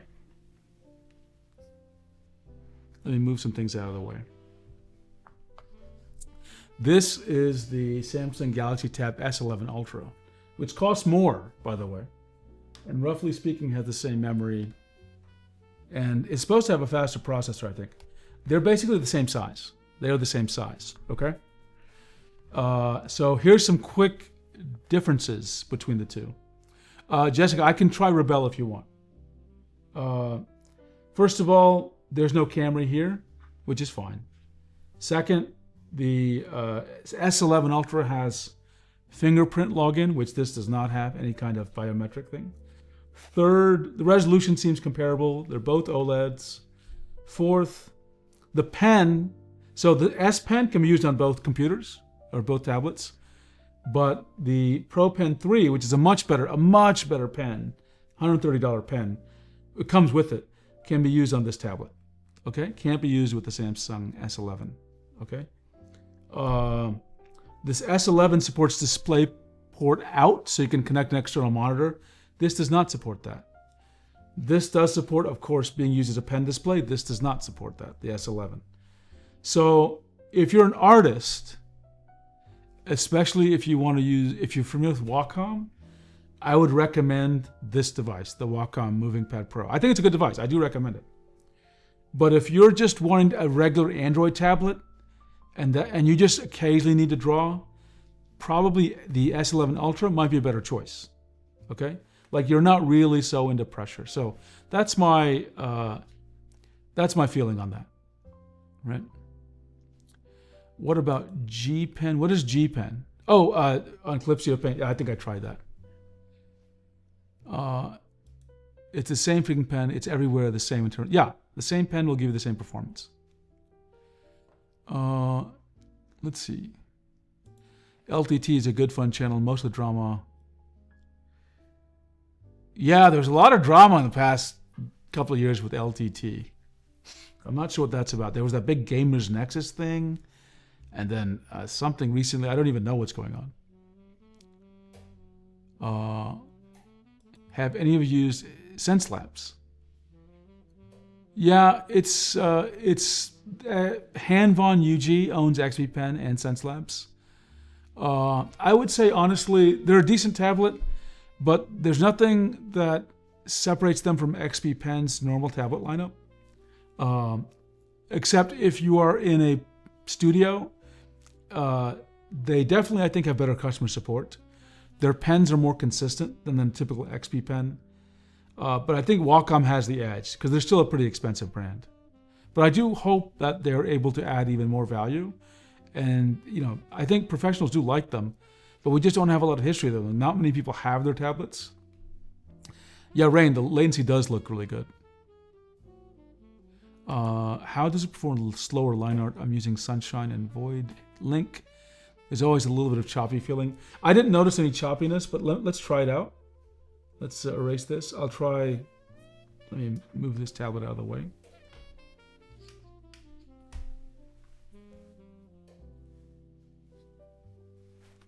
Okay.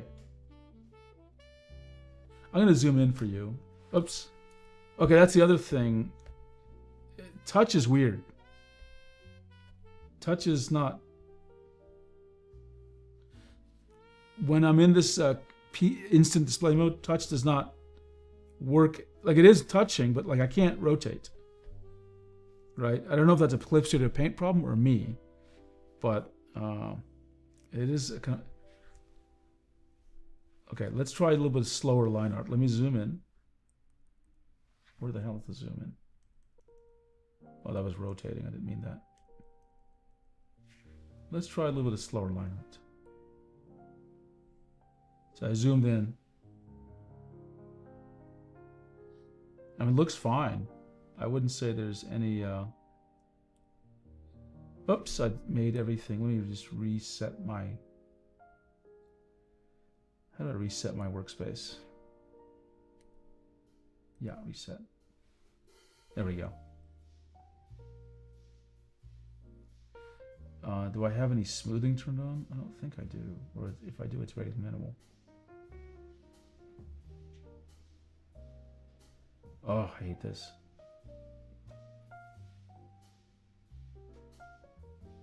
Yeah, there's no stabilization. I'm pretty happy with it, to be completely honest. I'm pretty happy with this.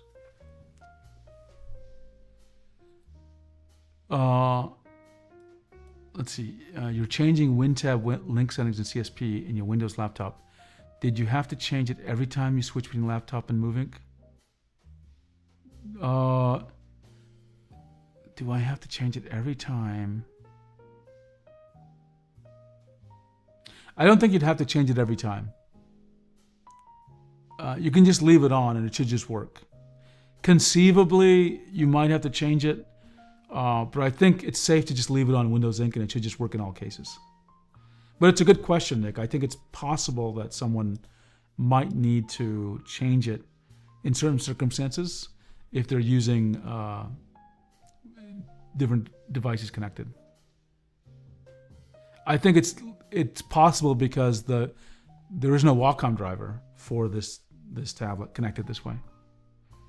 Delphin, I have not tried it with a ZBrush. I've actually never, I don't think I've used ZBrush actually ever.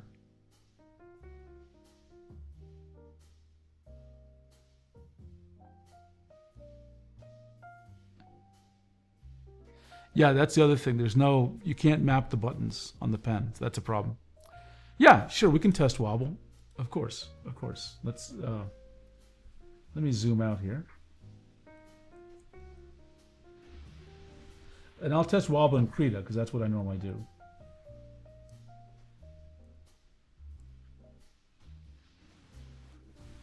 Where's my wobble tester? Give me a second. I gotta find my. Oh, I found it. Okay. And one more second. I want to check my phone for a moment. Let's see. Then we'll do some wobble testing. Okay. Excellent. Okay. Wobble testing. Let us get. Is this the right thing? No, that's not the right thing. Okay. I'll just give you the overhead view for now. New file. So this is testing the MovinkPad wobble when it's connected as a pen display. It should be good. I tested wobble already, standalone, but let's see if it works any differently in this mode, which is it should not. It should be, it had excellent diagonal wobble, very low. So the brush I want is the line art brush, the ink 3 fine liner, ink 2 fine, and then I want size to not change. I don't want strength. And X this. Let's just draw a line here. Yeah, drawing a line. And right, let's hit it. Let's try it out. I'm drawing a slow line. Again, I can tell already the wobble is, I think, very minimal. Among the better wobbles you'll see. And again, this is a challenging test. Then medium speed.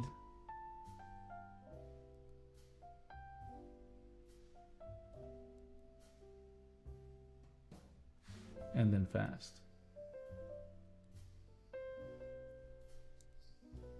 Okay, let me take a look.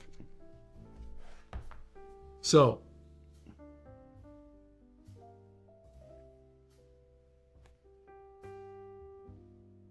okay, this is going to be confusing to explain.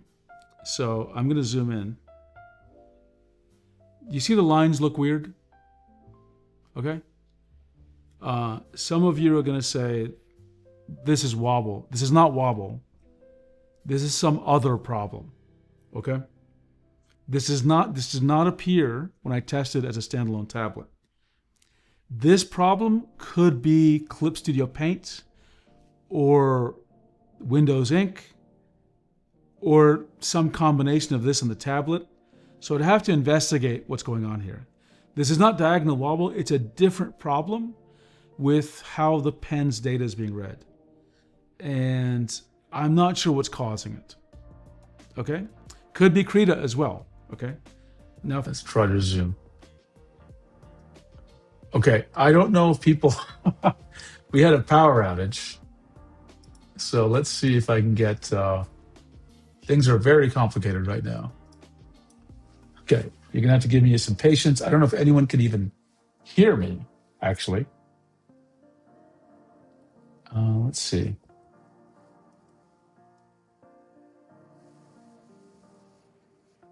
Sure, let's get live. Okay, let's see here.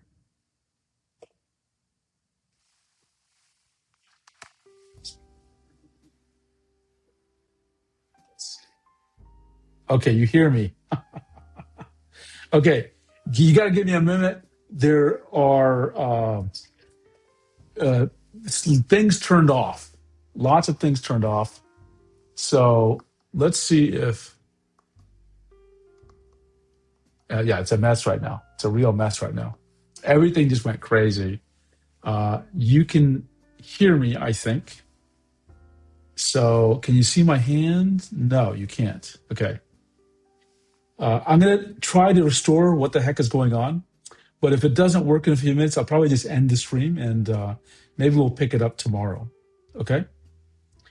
And for those of you asking, my computer they're all on, what do you call it, UPSs, right? And you do see me? That's wild. You see me now? Let's see. So I'm not sure. Your hand is a shadow over a bright screen. Okay, let me see what is going on here. Because I can't see myself. Okay, so the lights are off. What a mess. Okay, give me a second. I'm going to just see if I can reestablish a few things. Okay. Oh, wow, that's so confusing. Give me a moment.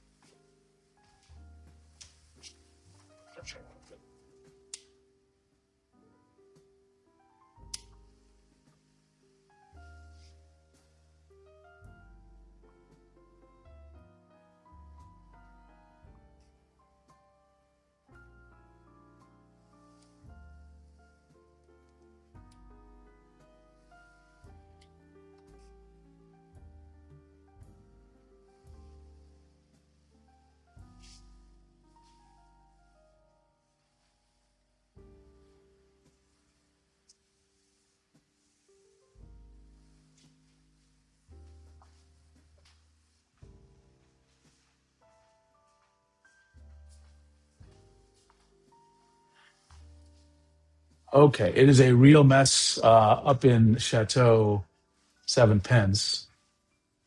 And I don't know why you cannot fully see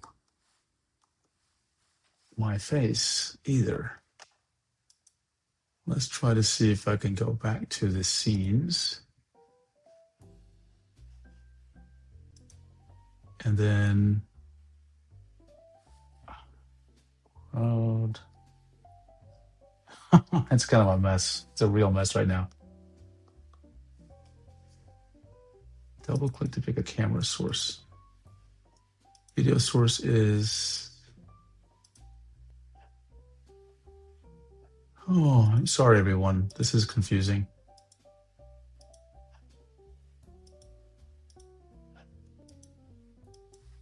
Oh, I see what's going on. Okay, hang on.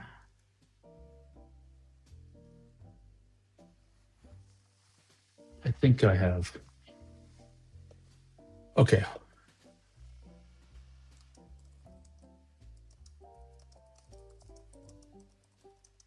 I think I may have figured it out. Okay, it's going to take just a few minutes. I think we might be back online. Just got to be patient. Just got to be patient.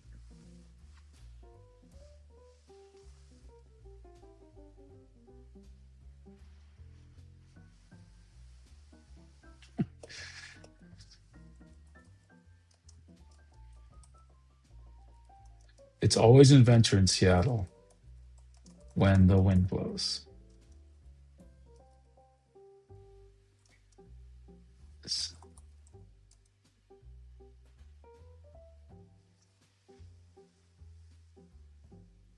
Okay, and then just waiting for this thing to reboot.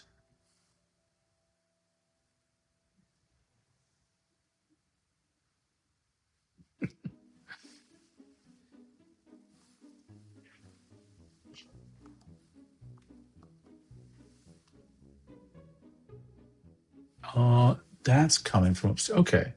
Wow, the colors are really messed up too.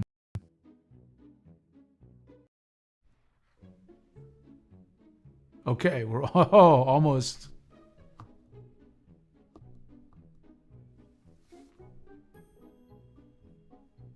Almost there. Why is it not switching? This is so crazy. Road.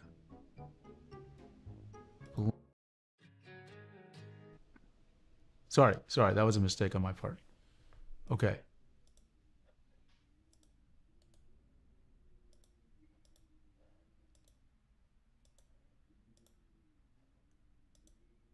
Road cluster video. Okay. Woo. We're going to get there bit by bit. Okay. Uh, what a mess. Okay, just tell me if you still hear me. Tell me if you still hear me.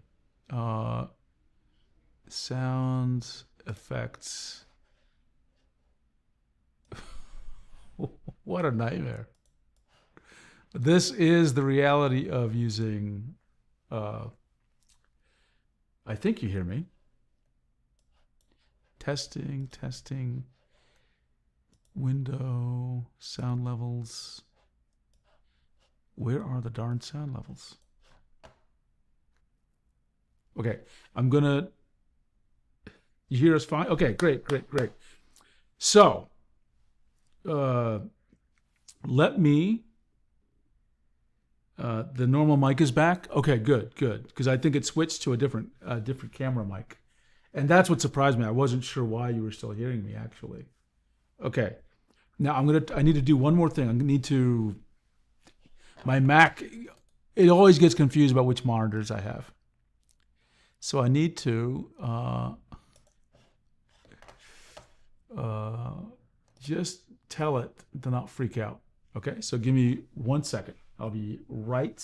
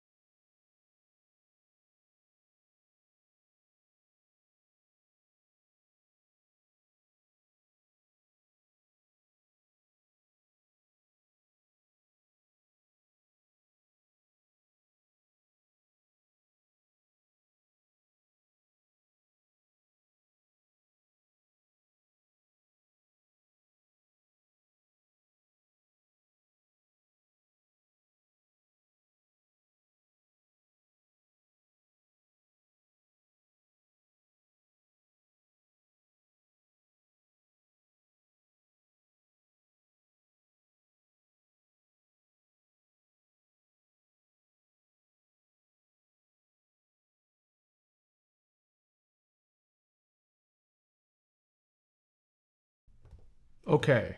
Okay. Sorry for that. Things are still a little confusing here because I cannot tell if what's the right word? I cannot see certain things. Bring all to front. Basically, I lost one of the monitors, and I can't, and so I'm not able to see everything. I guess I can turn on my audio. Anyway, I'm going to read chat if I can see it, and I'll try to answer questions that people have if people are still online. I think people were asking me about, yeah, the Wacom rep turned off my power. Yeah, indeed. Indeed. Okay, the audio is working. That's great to hear. So I'm looking at the comments. I probably won't stay on too long. I'll just answer questions because everything is just kind of messed up right now. I will try to do a few more fixes if I can change things over. Okay, here we go. Here we go. Now I'm back on here and I can see the background music. Okay, I can hear it at least. That's a starting point. Woo! What an experience this was.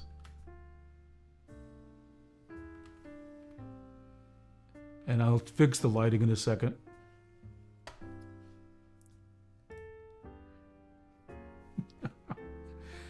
The thing is, when it starts blowing in Seattle, if it happens once, it's going to happen again.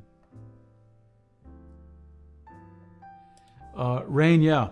Yeah, I do like the tablet despite the frustrating setup. I have no problem recommending the tablet. I would just caution people about if it's really critical for this instant pen display mode to work, wait. Wait until Wacom figures it out. But I think this tablet has an amazing drawing experience, okay? I think it just has an amazing drawing experience. And of course, that's what we'd expect for a Wacom tablet, okay? And the other thing is, here, let's see if I can figure out one of these lights here. Okay, that's a little bit better, okay? At least, let's see. I can adjust the lights manually. All right. Okay. That's not quite what I wanted. Okay. So yeah, it's a great tablet. I have absolutely no problems recommending it. Okay? And I think lots of people are going to enjoy it.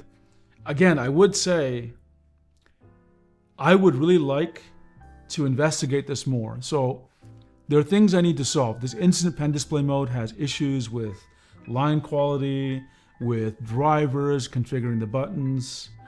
But this is promising. This is promising. Right now, this is the best standalone drawing tablet that exists. The only thing that comes, I think, is as close to it in terms of utility, but not as good drawing experience, is the Samsung Galaxy Book 5 360 Pro, whatever, right? Which is the S Pen, which is a very different kind of device, okay? And that's for if you need Windows. But this is fantastic. And I think Wacom deserves a lot of credit for releasing something that's this high quality, okay? Cami Luna says, this tablet is something I would get even without the instant display. Yeah, absolutely. And that's the right way to think about it. Get it for that reason. The core drawing experience is great. There's absolutely great. And for some of you have been, like I got the Samsung Galaxy Tab S11, but the drawing experience is not as good, okay? But the Samsung Galaxy Tab S11 is probably a better overall Android tablet, okay? But this has a better drawing experience. So get this for drawing and some, with the MovinkPad 11, I said you shouldn't think of it like a normal Android tablet. I just leave my MovinkPad around when I need to draw something. I don't browse the web with it. I don't look at Discord. I don't look at YouTube videos. I just use it for drawing. I think this has more power, so you could probably use it in a more normal way. But I still think you should think of this as a specialty device for drawing, okay? Without Wacom driver configs and OS, that's a fair point, Nick. That's a fair point. We would like this to fall in line with the Wacom experience we'd expect. That is a fair point. Let's see. Draconic A5. Yeah, the user setup is it's very tough. And I'll try to share my feedback with Wacom. Like, again, if I'm having struggles with it, a normal person who's just drawing they don't care to learn about debugging steps and enabling this and enabling that and this entire thing about redeeming the software is crazy. What should happen is it's just published as an app that's pre-installed, and that's just how it works, okay? I don't know why they make it so complicated. Yeoman 911, I just want the Pro Pen 3. Yeah, and this delivers the full Pro Pen 3 experience, except the button mapping is still a bit unclear. Emma Spike fan, I've never used Super Displays, so I can't really compare the two, honestly. Let's see. Nick, I think your summary here is right on. We have the best Android drawing experience, but instant displays where it has, yeah, that's exactly right. That's the TLDR for this tablet, right? And it should improve as well. It should improve. Let's see. And next time, by the way, when the power goes out, I know what to plug into the UPS so that we won't lose the video the same way, because that was a frustrating thing. Let's see. Wow, I can't believe so many people actually hung on while I disappeared from the stream. Let's see. Harris says, the fact that they even got the instant pen display somewhat working is exciting and gives us something to look. Yes, absolutely. This is the beginning. This is absolutely the beginning of something great, okay? And good point, Rain. This is a beta, okay? So wait, if you're skeptical about the device and you need the pen display mode, wait. Just wait, right? And don't wait just 1 month. I mean, I think you're going to need to see people use this tablet for 6 months and try it with all sorts of apps and discover all sorts of weird things, right?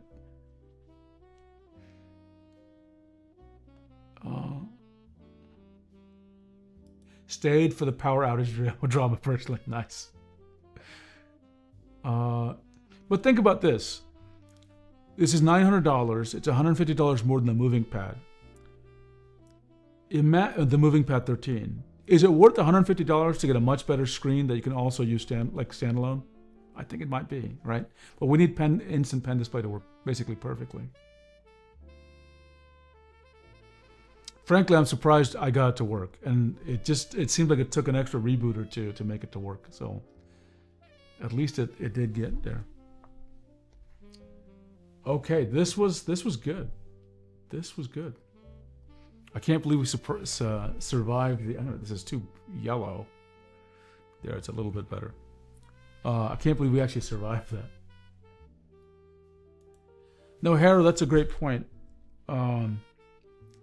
Wacom right now is clearly at the top of their game with this tablet, right? Yeah, the Magic Drawing Pad has a couple of features I like and some simplicity that I like, but this is the state of the art, and it can only get better, right? So I think that wraps it up for this unboxing and testing. So overall, I would recommend this tablet. It is, as Nick said, it's the best Android drawing experience we've got. But if you need instant pen display mode, wait 6 months. Okay. Nick, for your question, for working on laptop, it can't compete with the original Moving 13. I'm kind of 50-50 on this. Like, I had a decent experience once I got it set up, but I'd want it to be perfect before I told people to go get this tablet, honestly. Once they nail that, when they make that simple, I have no hesitation saying get this instead of the Moving 13. And I think I've said this on previous streams.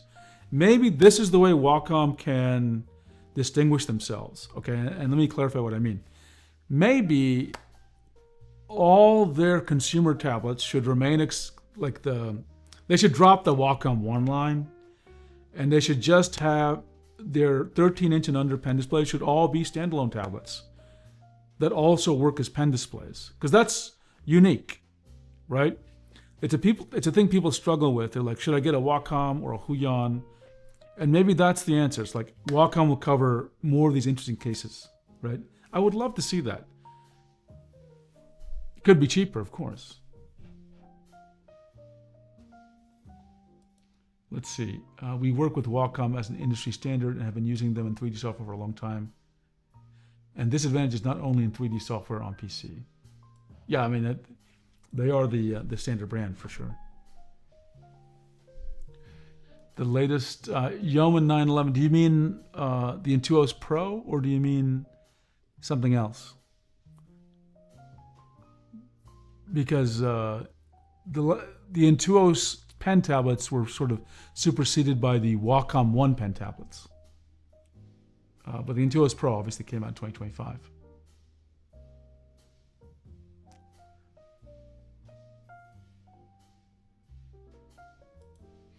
Just navigating 3D, not being able to map keys, is extremely inconvenient. Oh, now that you mentioned that, there's another limitation because there's no driver here. With the Wacom MovinkPad, you get these on-screen menus, right, that you can click with your hand. That would be amazing here, but you can't get them because you can't have, the driver doesn't know about this tablet, okay?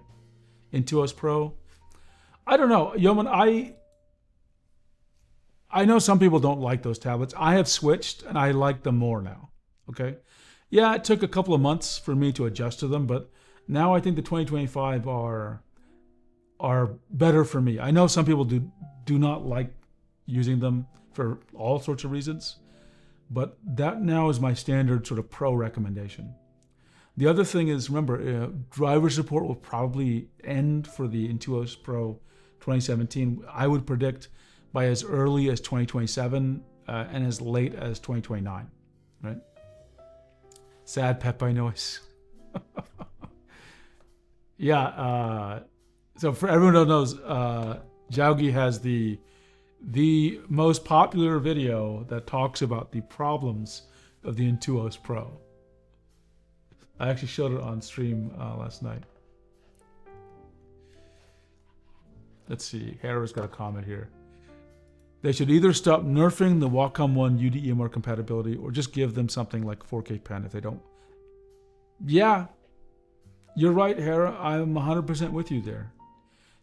They should just quit playing this game, because at the end of the day, what happens is everyone will start realizing that the Wacom One doesn't draw as well as the Huion Canvas 13 or the new Artist 12 Gen 3, right? And it's not a good look on the brand. I get the strategy, it's just not a good look on the brand. And I'm sure they have their reasons. I'm sure they're very logical reasons, but you know, it's going to get hard to justify getting those tablets. Well, Nick, that's fair. That's fair. But, you know, the buttons were a wash. I never used the buttons on the Intuos Pro 2017.